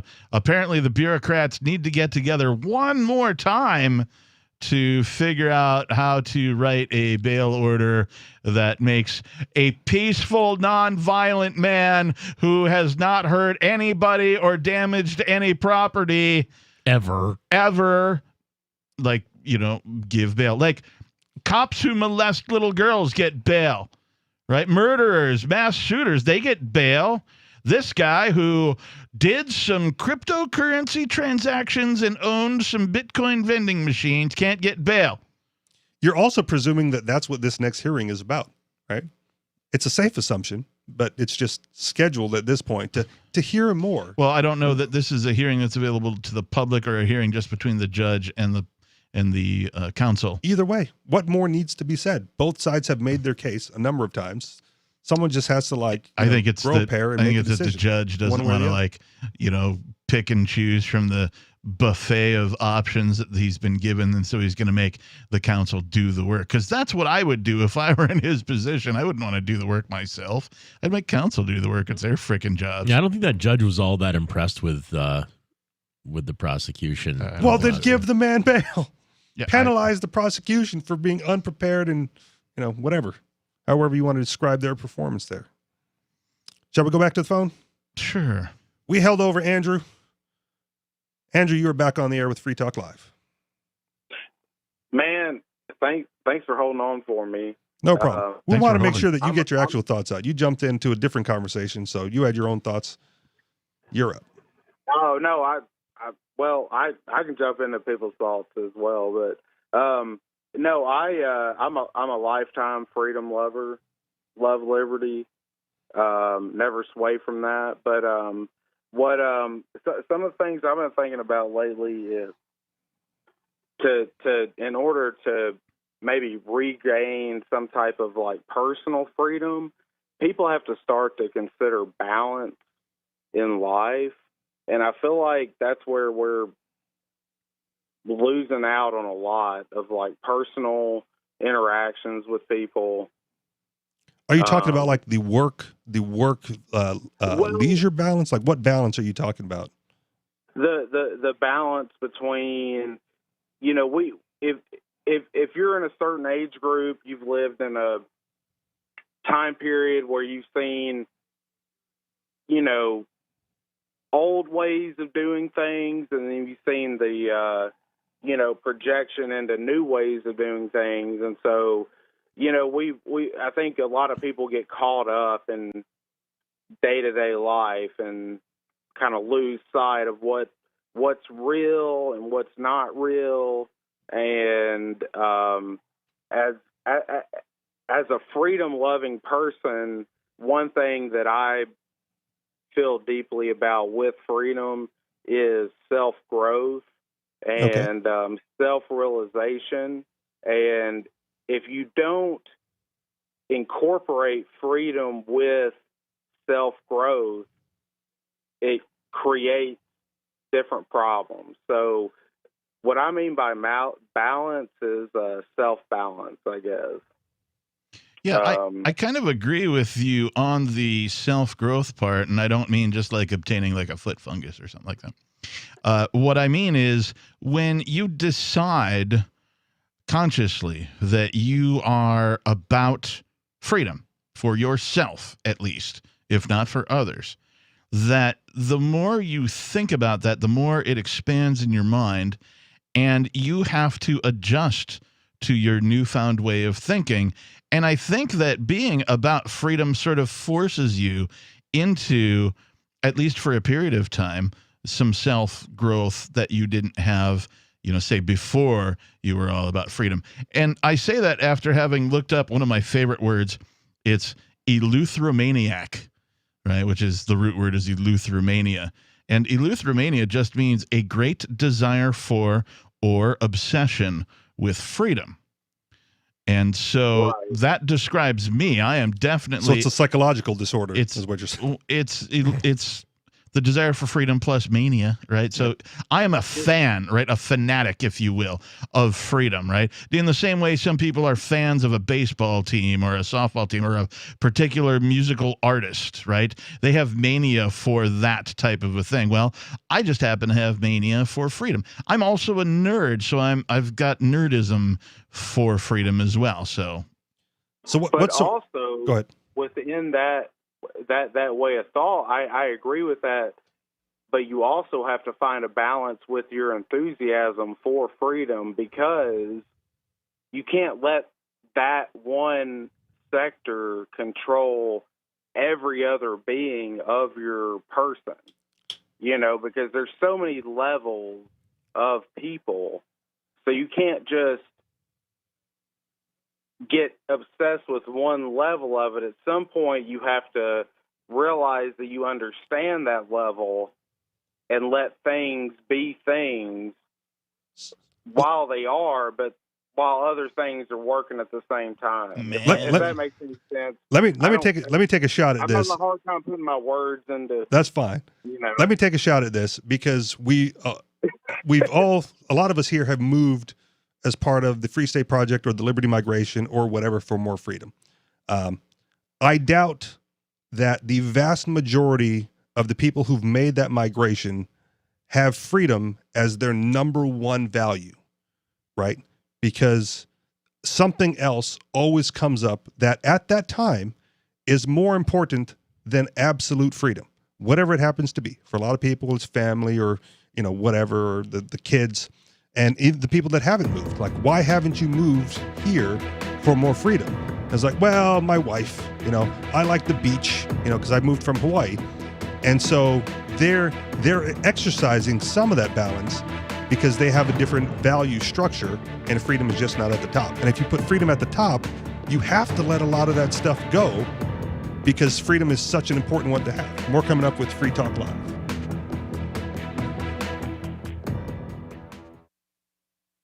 A newly recruited search and rescue officer, Marshall Hunter was resigned to a life of rescuing wayward spacefarers and derelict satellites. But when a billionaire couple goes missing, his own ship is disabled during the rescue. With communication satellites suddenly failing and lunar mineral shipments disappearing in transit, the crew suspects it's more than a coincidence, and Hunter must choose between salvation and sacrifice to save his crewmates and their civilian charges. Frontier by Patrick Childs and BingBooks.com. Are you tired of governments around the world killing innocent people? Stop using their money. There is an alternative. Bitcoin is a stateless, free market, non-political currency. Bitcoin is money that cannot be inflated or controlled by any state. By continuing to use their money, you're perpetuating the killing. Stop doing it.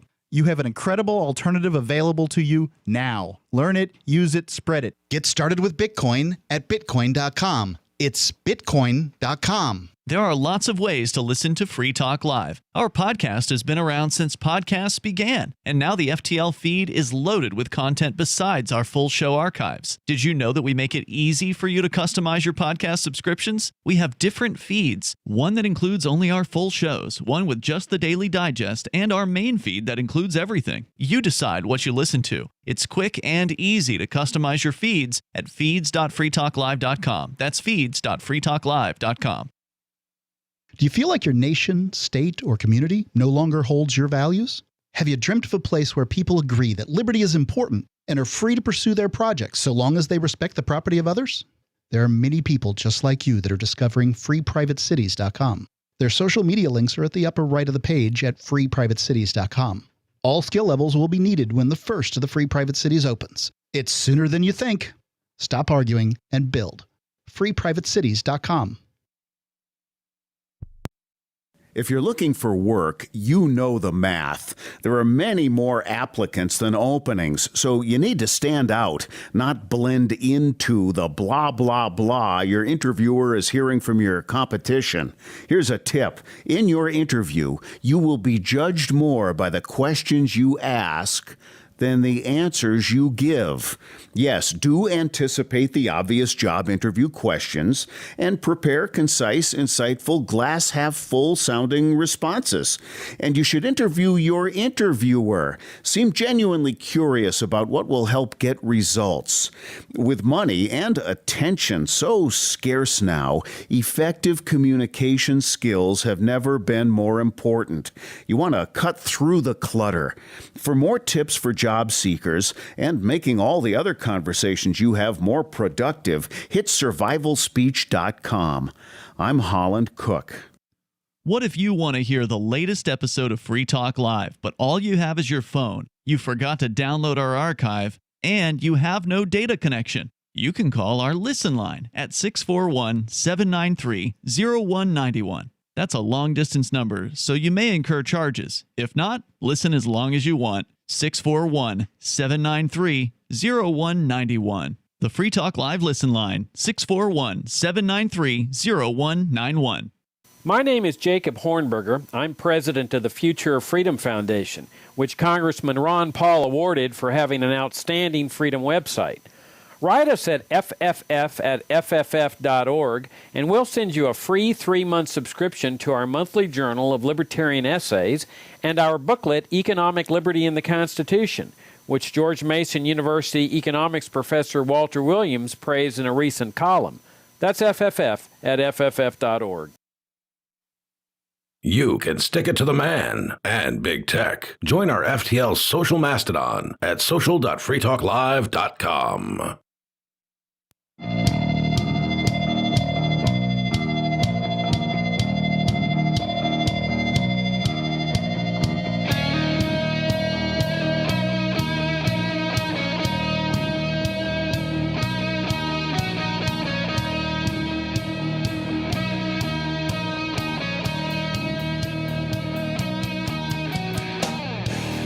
And we're back with Free Talk Live. Me doing my shtick, uninterrupted this time, while Captain E. Captain drums away on the air drums. I'm horrible at air drums, by the way. Do they have air drum world championships like they do the air guitar? I don't know, but I can tell you that I worked for an employer for a short period of time where they had some sort of air guitar or air band competition. Yeah. And somebody's like, "Oh, you'd be perfect because you play actual guitar." And I'm like, it's different, man. Yeah. It's totally different. And then they had the competition, and that guy's act actually won. And so I was happy that I didn't, he didn't say, "Well, I'd have won if you'd have been in it," right? Because I didn't want to hear that. But like that guy's act actually won. And then, like during the after party of that, there was just some music going on, and we had some beers or whatever. And I started air guitar, and he's like, "Damn it, I knew you could do it." At one point in time, beyond the air guitar, right, the video game Rock Band came out. Yeah. And then people were actually doing gigs playing Rock Band or like Guitar that was Hero. a thing. That was a thing. Not a fan. Not a fan? Not a fan. All right. Well, if you were ever in a rock band, call us and tell us about it. 603-283-6160. Upset the Captain.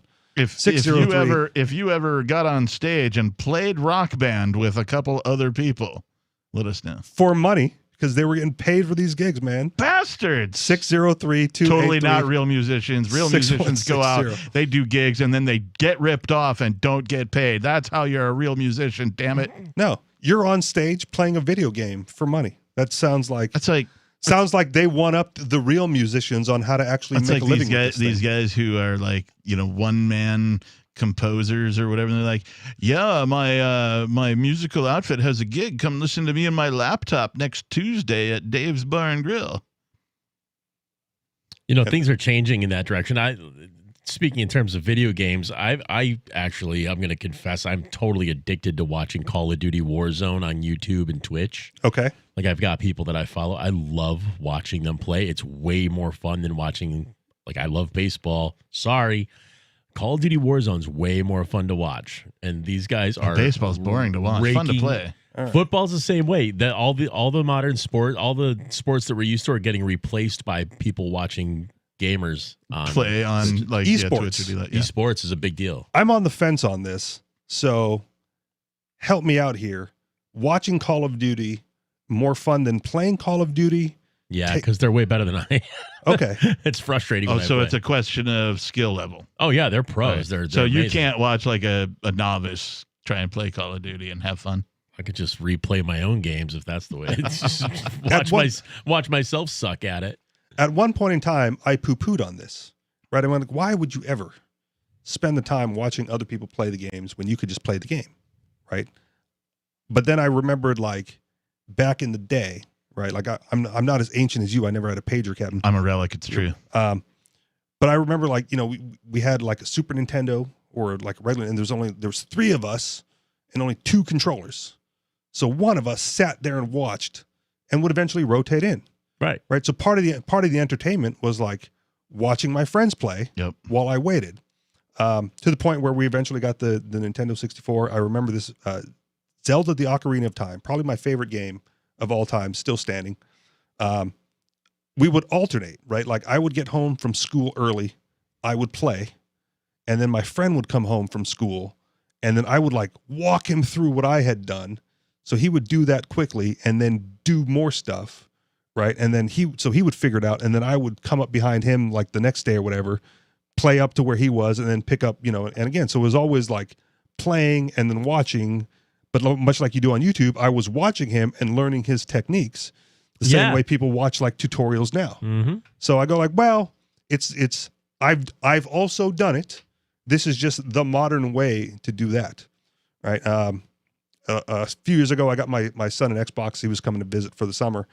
And, he's like, well, what are we doing, when I get home from work? I'm a little worn out, a little tired, and he wants to play video games. So I just lump my ass on the couch and watch him play video games for a couple hours.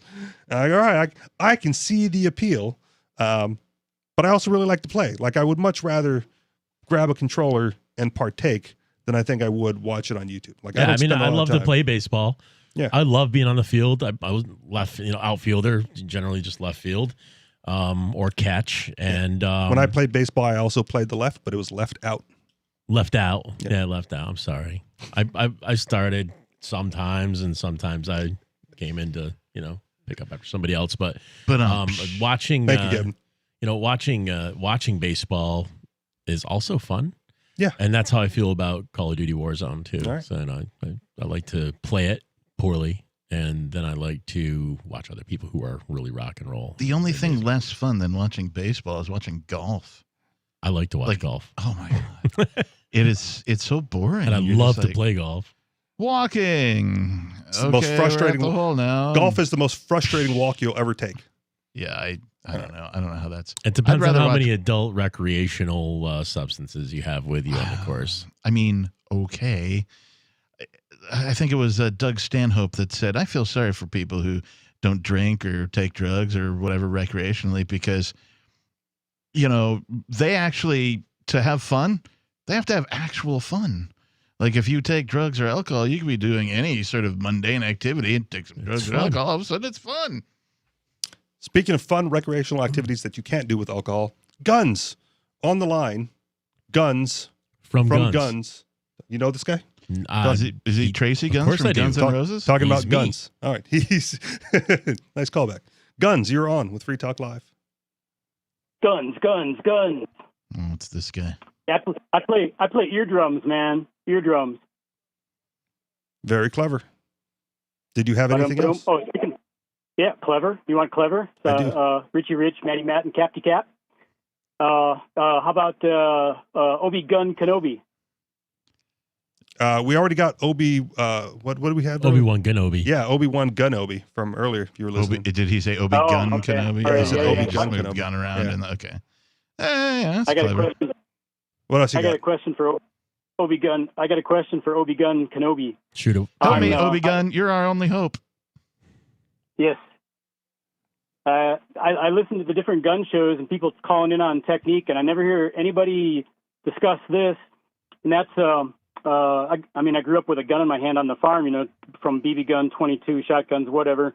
And I started shooting what in archery language you would call instinctive. You know what I'm talking about, right? Yeah, like point shooting.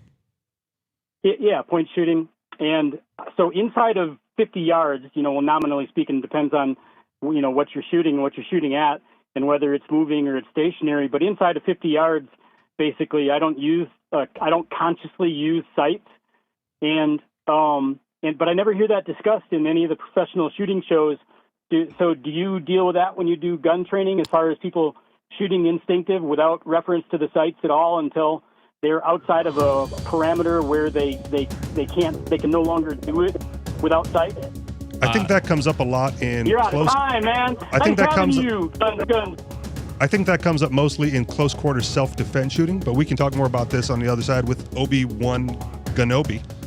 More coming up with Free Talk Live, 603-283-6160, 603-283-6160. Free Talk Live.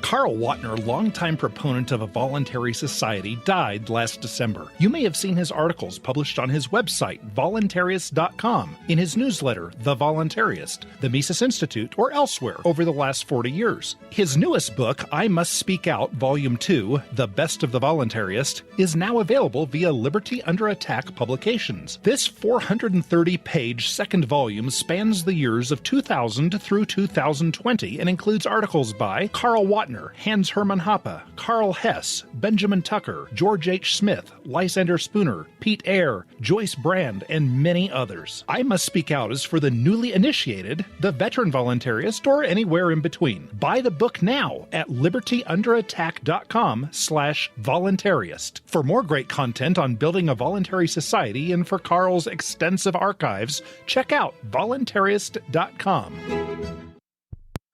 Free Talk Live. No, I just want to reiterate on what you said, and I feel you what you said about the junkie. I mean, I'm with you 100% because I had an ex-girlfriend that was like out there, and it took me a while to even find out that she was a cocaine addict. And I'm talking about I come home to all the electronics gone, you know, and nobody broke in the house. A key was used. What happened was I was trying to be a gentleman, a good boyfriend. You know, I got out of work. She said my car needed cleaning, it was dirty, and I ended up going in her trunk, cleaning out her trunk because that's where I kept the tie shine at. It's the exact same receipt from the pawn shop that the stuff that was missing, item for item. Busted. Wow. They had been to the pawn shop. What happened when you confronted her? She packed her stuff and said she's leaving because I don't trust her. So she gonna say she needs to leave. Right, it's your fault. Yeah, it's my You're the fault. bad guy. I thought I found the receipt in the trunk, right? Free Talk Live, 7 nights a week from 7 to 10 Eastern, live on the Liberty Radio Network at LRN.FM. Bitcoin.com has launched a trading platform at local.bitcoin.com, allowing you to buy or sell Bitcoin Cash via dozens of payment methods like PayPal, Venmo, bank deposit, remittances, or meeting in person with cash. There are no ID requirements to sign up for and use the site, and all communications between buyers and sellers are encrypted. Finally, a global trading platform that respects your privacy. Visit local.bitcoin.com to get started trading Bitcoin Cash. local.bitcoin.com. Tired of cancel culture? Sick of mega tech corporations holding an axe over your head? Join the LRN.FM Matrix chat server. It's self-hosted, so no one else can tell us what to do or say. Don't like the existing channels? You can make your own. You can even connect into some of our channels from other Matrix servers. It's federated. For the full LRN.FM Matrix experience, though, you should join our server via the step-by-step instructions at chat.lrn.fm. Chat.lrn.fm. Is spreading the message of liberty, cryptocurrency, and peace around the globe worth $2 per month to you? As you may already know, in addition to our internet feed, LRN.FM broadcasts on free-to-air satellite across North and Central America, as well as Sub-Saharan Africa. And we've been available on satellite for free 24/7 since 2010.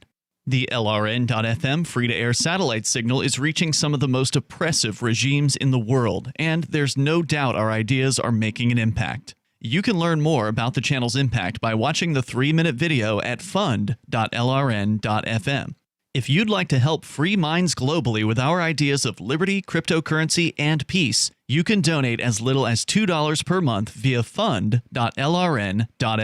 You can help us continue and expand our satellite broadcast to multiple continents. Visit fund.lrn.fm today, and thank you for your help. Don't forget to share the link on social media. That's fund.lrn.fm. Don't miss a moment of Free Talk Live. Get our archives daily via our podcast at feeds.freetalklive.com.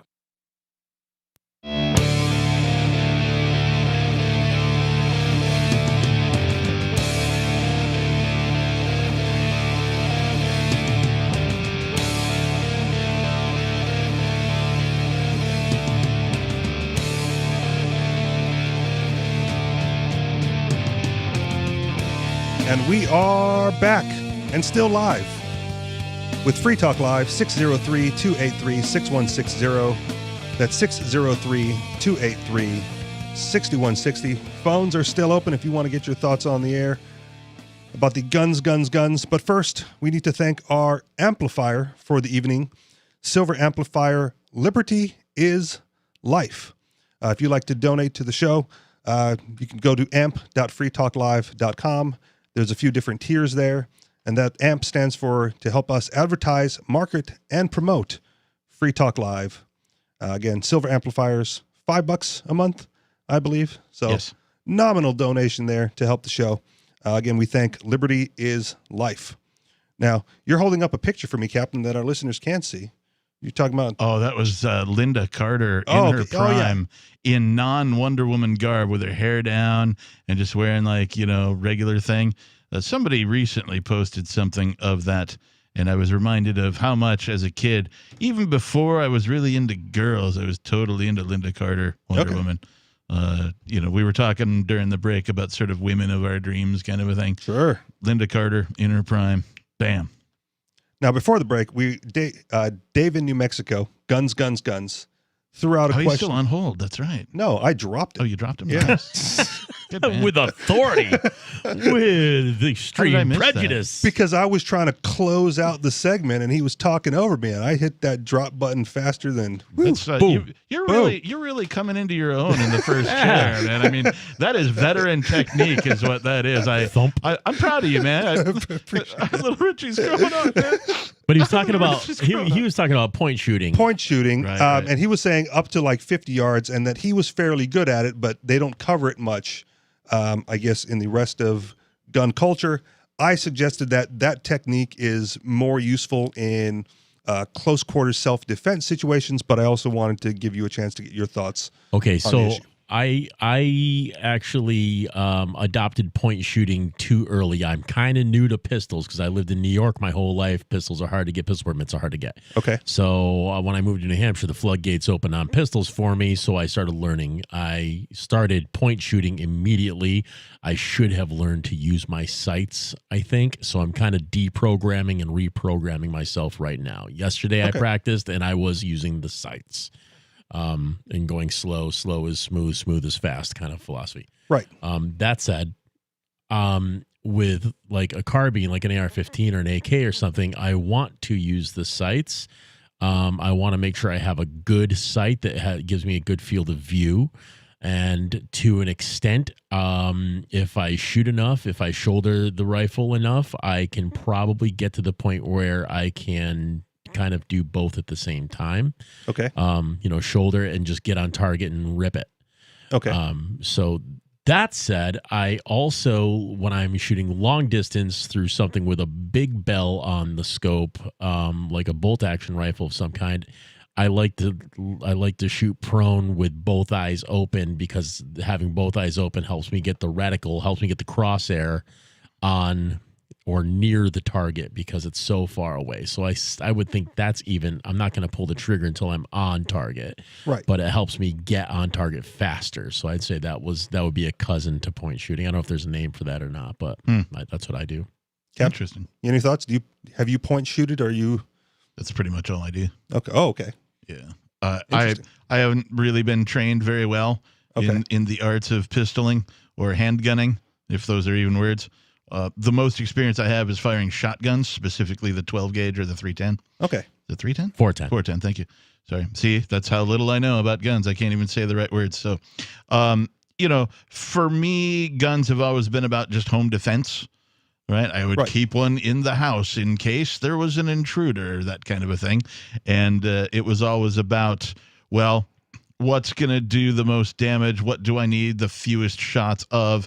And I figure if you've got like a 12 gauge in your house, you're only going to need one shot. If you need more than one shot of your 12 gauge, you're either a poor shot or you weren't going to get out of that situation anyway. Okay. I hear you, and I would say don't plan for that, because people are more resilient than you think. And a dude who gets hit with the 12 gauge still may be coming after you. That's not to say that I didn't have a lot of ammo. Understood, but you best mentally be prepared to fire that second shot. Yeah. So if we're talking about, pistol shooting, as you said, Matt, as I mentioned earlier, I will be assisting a basic pistol course as a NRA instructor this Saturday. So some of those fundamentals, right, is like aiming, which is getting your sights aligned and getting that on target. Well, one of the things we haven't talked about is like whenever you're, sort of on your own as the instructor, I'd like to come and take one of your classes. I appreciate that. And I could do that anytime I want to schedule one. I don't have all the equipment necessary to do that, but I appreciate you wanting to be a part of that. Okay. But the part of the fundamentals, again, is, like I said, aiming. And then that second shot, right, is the follow through. Like if you take the shot, especially in a self-defense situation, you're like, bang. And you're just like, did I get him? Like you were not prepared to take that second shot, and he will be that much closer if you missed or did not put him down, and you are unlikely to put him down with the first shot, depending on, where you hit and how big, because the adrenaline kicks in, and it's not recommended that you take one shot and look, even with a shotgun. So just be prepared for that.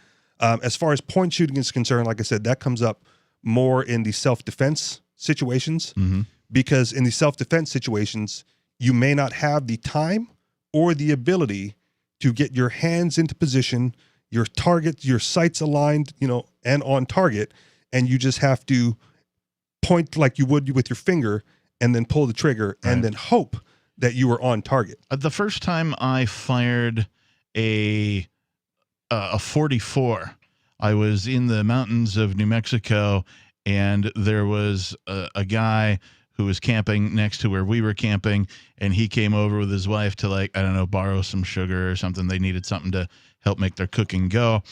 Struck up a conversation, and we all ended up having dinner together, sort of combining our campsites together, if you will. And he was like, I've got a 44. It's a classic. Do you want to see it? I'm like, yeah. And so he opens up this case, and there it is. He's like, you ever fired one of these? I'm like, nope. He's like, well, let's walk on down to the river, and let's get you firing one of these. I'm like, okay. Nice. I had no idea what I was getting into, man. Thing about ripped my arm off, right? The first shot. But that's what he taught me. He taught me was like, look, all you got to do is when you put your hands on, and you get ready to, put your finger on the trigger, just point at what you're aiming at. We were aiming at like a bottle that we set on the other side of the creek. It was more of a creek than a river, creek, whatever you want to call it. And he's like, all you got to do really is point at it. And that'll give you kind of an idea of where you're going to shoot. You'll get close. And that, like, as soon as he told me that, boom, I hit the bottle. And I'm like, oh, awesome. So. Right. So it works at shorter distances because, if you're off a little, right, by the time that bullet gets to the point of impact, that being off is going to be magnified depending on how far out you're shooting.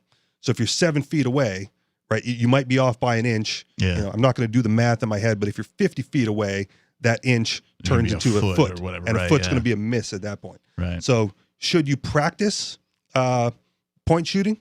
Absolutely, because the likely scenario is you're obtaining a firearm for some sort of defensive situation. I know there's other things, competitions and bullseye shooting and all that. But the vast majority of people buying guns now in this environment are doing it for defensive purposes. Yeah. So is close quarters the most common self-defense environment? Yeah.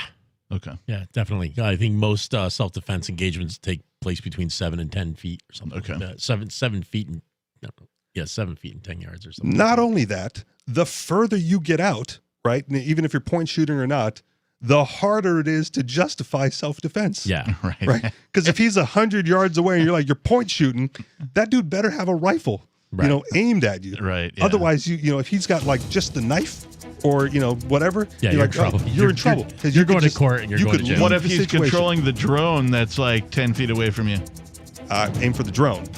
What's on the drone? Is the drone attacking you? Well, no, it's got like a semi-automatic thing, and it's just firing round after round at you. Yeah. Oh, yeah. I would say that. Yeah. Shoot the drone. That's where your shotgun comes in. Yeah. That's a clay pigeon right there. Yeah. Your thoughts? Free Talk Live 603-283-6160. More coming up.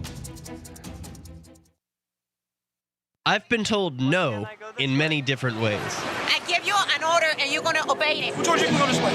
You can't do that and you have to leave here. You cannot bring signs into the rally. Walk with me. Well, I'm comfortable here, actually. Whoa. Hey. Who do you think you are? Excuse me. There is no video and audio allowed in this office. No, I have work today. You ain't going to make it. Wait on account. Now. Wait a minute. Hey! Oh my God! Unbelievable! Why are you running from me? Because you scared me. What am I being detained for? You're being served.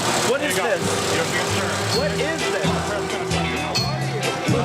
Bureaucrats have a funny way of telling people no. That's the sound of the men working on the chain. Derek J's Victimless Crime Spree. Watch it for free and order the Director's Cut DVD at victimlesscrimespree.com. Is oral health important to you? If you don't like your own teeth, fresh breath, or kissing people, then by all means stop listening. Several years ago, I met Jessica Armand, founder and CEO of My Magic Mud, and I became passionate about the product that she created and never want to live without it. It's clinically proven to whiten teeth, but I find it does much more. They want you to love My Magic Mud as much as I do, so they're giving you a money-back guarantee plus 20% off. Go to mymagicmud.com and use coupon code FTL20 at checkout. mymagicmud.com, FTL20. Some of you asked, and now we've delivered. LRN.FM's live Keene, New Hampshire studio shows are now streamed in HD on Twitch. Visit our channel at twitch.lrn.fm and give it a follow. If you have Amazon Prime, you get one free subscription on Twitch. If you use it on our channel, Twitch will give LRN.FM a monthly piece of your Prime subscription cost. So please watch, follow, share, and subscribe to twitch.lrn.fm. That's twitch.lrn.fm. On Free Talk Live, we're bringing people to the ideas of liberty every day. From wrestling superstars like Glenn Jacobs. You guys really are having an impact, I believe. Like I said, a lot of where I am now is due to listening to Free Talk Live. You changed my mind on some very important issues years ago. To random people tuning in on the radio.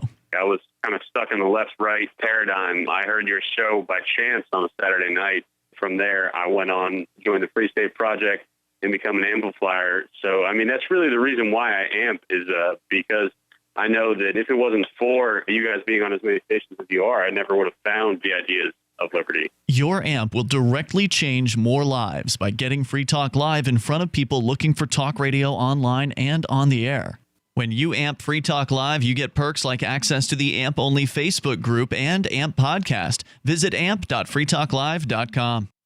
So you've heard all 3 hours of the latest episode of Free Talk Live, and you're still hungry for liberty-oriented audio content? Did you know that we have another 24/7 audio stream at LRN.FM? The Liberty Radio Network airs the latest episodes of some of the best liberty-oriented podcasts on the internet around the clock. In addition to recorded content, you'll also hear live shows like Free Talk Live, originating from our Keene, New Hampshire studio. So listen anytime at LRN.FM. That's LRN.FM. There are basically two types of advertising, direct response and branding. Radio's great for direct response with its low cost to listener ratio, but audio can't be beat for branding, which is a longer term endeavor. You want to be the first thing that someone thinks of when they think about your product or service. If you have a local business that you want kept top of mind in your community, call the station. If you need national reach, Free Talk Live's got around 200 radio stations, millions of monthly listening sessions, can suit all budgets, and if we don't think we're right for you, we'll tell you. Email me, mark@freetalklive.com. We're still not sure why you'd want to watch, but our video feed is streaming nightly for free at cam.freetalklive.com.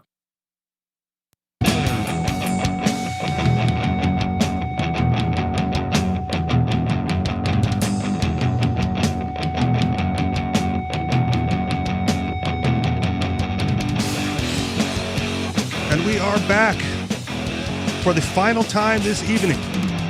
We have made it to the last segment. Is that the Wonder Woman theme song? Oh.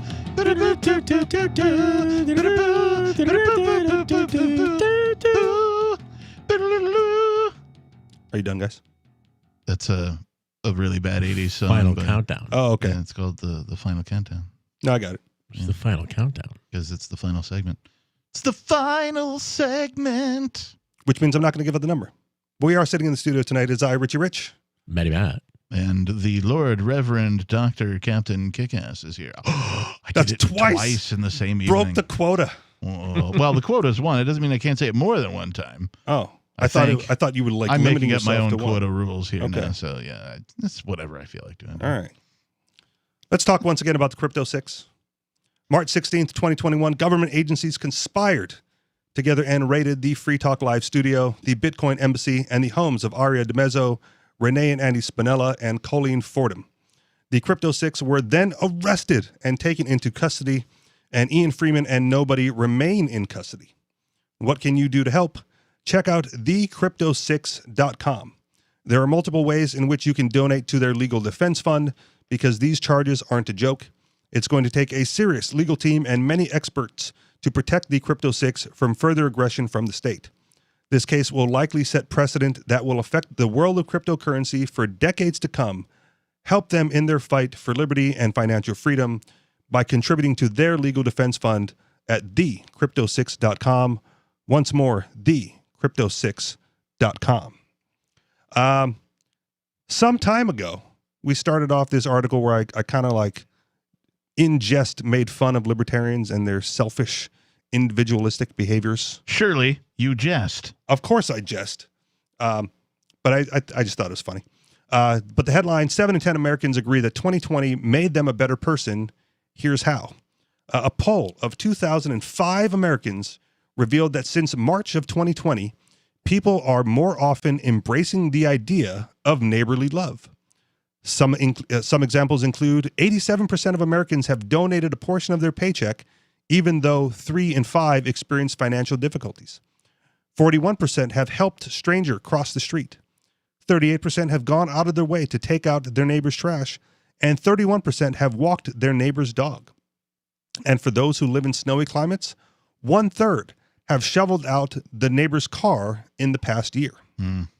In general, 72% said they found themselves caring about the health and well-being of others significantly more in the past year. And this is where, again, I kind of made fun of the libertarians because a lot of, the libertarian-leaning, liberty-loving, freedom-loving people in my social circle, right, were like, F you, I'm not wearing a mask. I don't care what you have to do about it. I'm coming here. We're going to throw a fight. And like, not very neighborly or loving, given the general climate. And I don't necessarily disagree with them. But other people, right, 74% of Americans are doing things of value for their neighbors. And it got me thinking, like, what could the libertarians, the anarchists in my social circle have done to mitigate their anti-mask position? Right? Could we have done more of these things, these social outreaches for people, and then also had the anti-mask positions and policies and whatever? To piggyback this on the prior topic, if one of the things that brought me to New Hampshire in the first place was Dave Ridley. I saw a YouTube video of Dave Ridley and a bunch of other people doing open carry trash pickup. Yes. So they went into awesome. They went into a Good neighborhood idea. that was kind of an elderly neighborhood, but it kind of fallen by the wayside over the years. It was kind of dirty. There was junk and litter, and they donned big old revolvers very blatantly on their hip and 1911s and, guns that you could see, and holstered them and went just up and down the streets picking up trash. And people looked out the window saying, "Oh my God, there's guys with a gun, and they're cleaning my yard." Right. So it was a good way. It was a good move. It was a good move because it positioned gun enthusiasts in a positive light in the community. Right. And I think as far as like social goodwill, the anti-mask crowd has lost a lot of ground in that respect by being so in your face with a lot of the protests, or if you want to call it activism. The extreme makes an impression, or so it seems anyway, most of the time. When you get a majority of people performing a thing that is counter to your philosophy and then forcing it upon you, I believe sometimes it takes, an extreme type of a protest, like an in-your-face kind of a thing, as long as you're peaceful about it, right? And I've seen more of that than I have of, like, positioning anti-mask people in a positive light, which you are correct. There was definitely a lack of that. There still is a lack of that.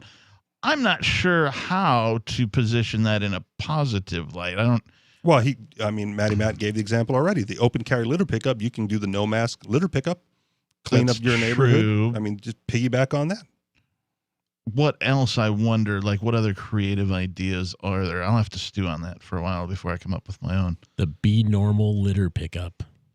Whatever. Yeah, normal face is what I like to call it. When I'm out and about and I see somebody else not wearing a mask, go, hey, normal face, and give them a big smile, and they usually smile, but yeah, normal face. You know, we have just a moment. Right. Know. So when I go into stores, even now, right, I've worn a mask maybe less than a handful of times. Like I could probably count them on one hand or less. I have yet to wear one. Okay. Well, congratulations. There were certain places that, required it. Sig Sauer made me wear the face shield. Yeah, really? Yeah.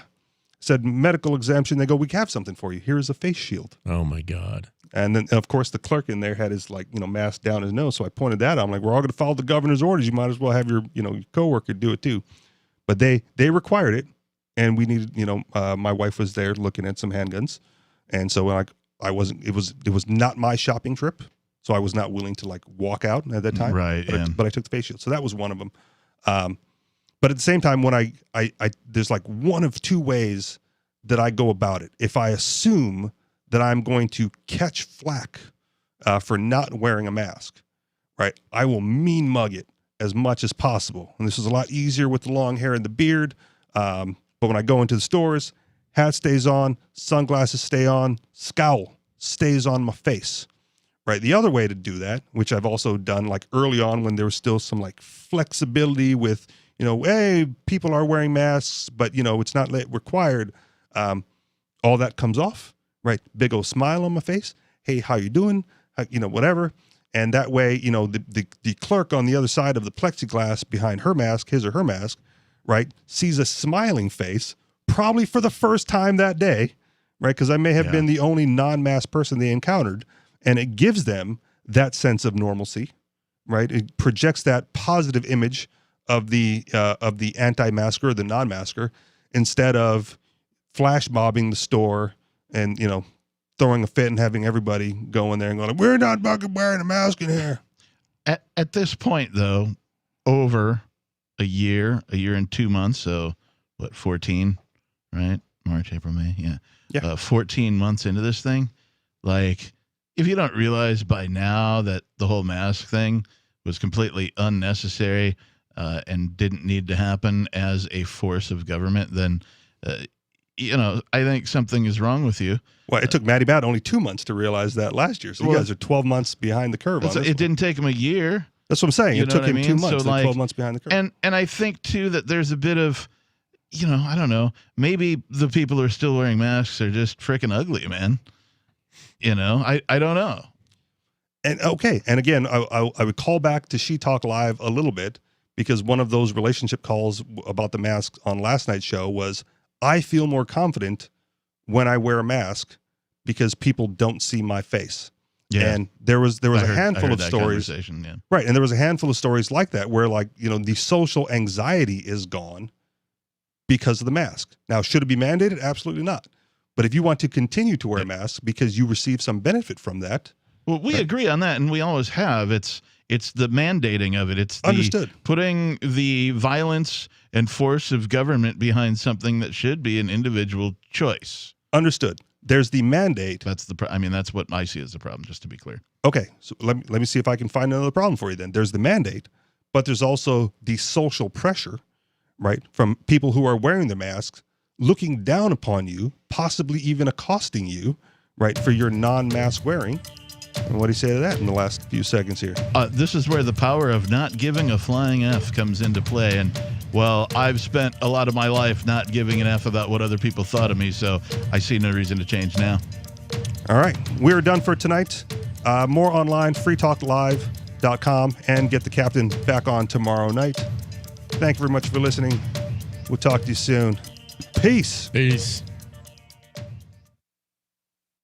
The Terran Federation and the Terran League have been killing each other for decades. Sheltered, wealthy, and light years from the threat, the members of the 500 have no interest in changing that. When Rear Admiral Terrence Murphy is given governorship of a backwater system, a risk-free path to wealth and power is his for the taking. But Murphy is a man of honor, duty, and responsibility. He intends to stop the killing, whatever the cost.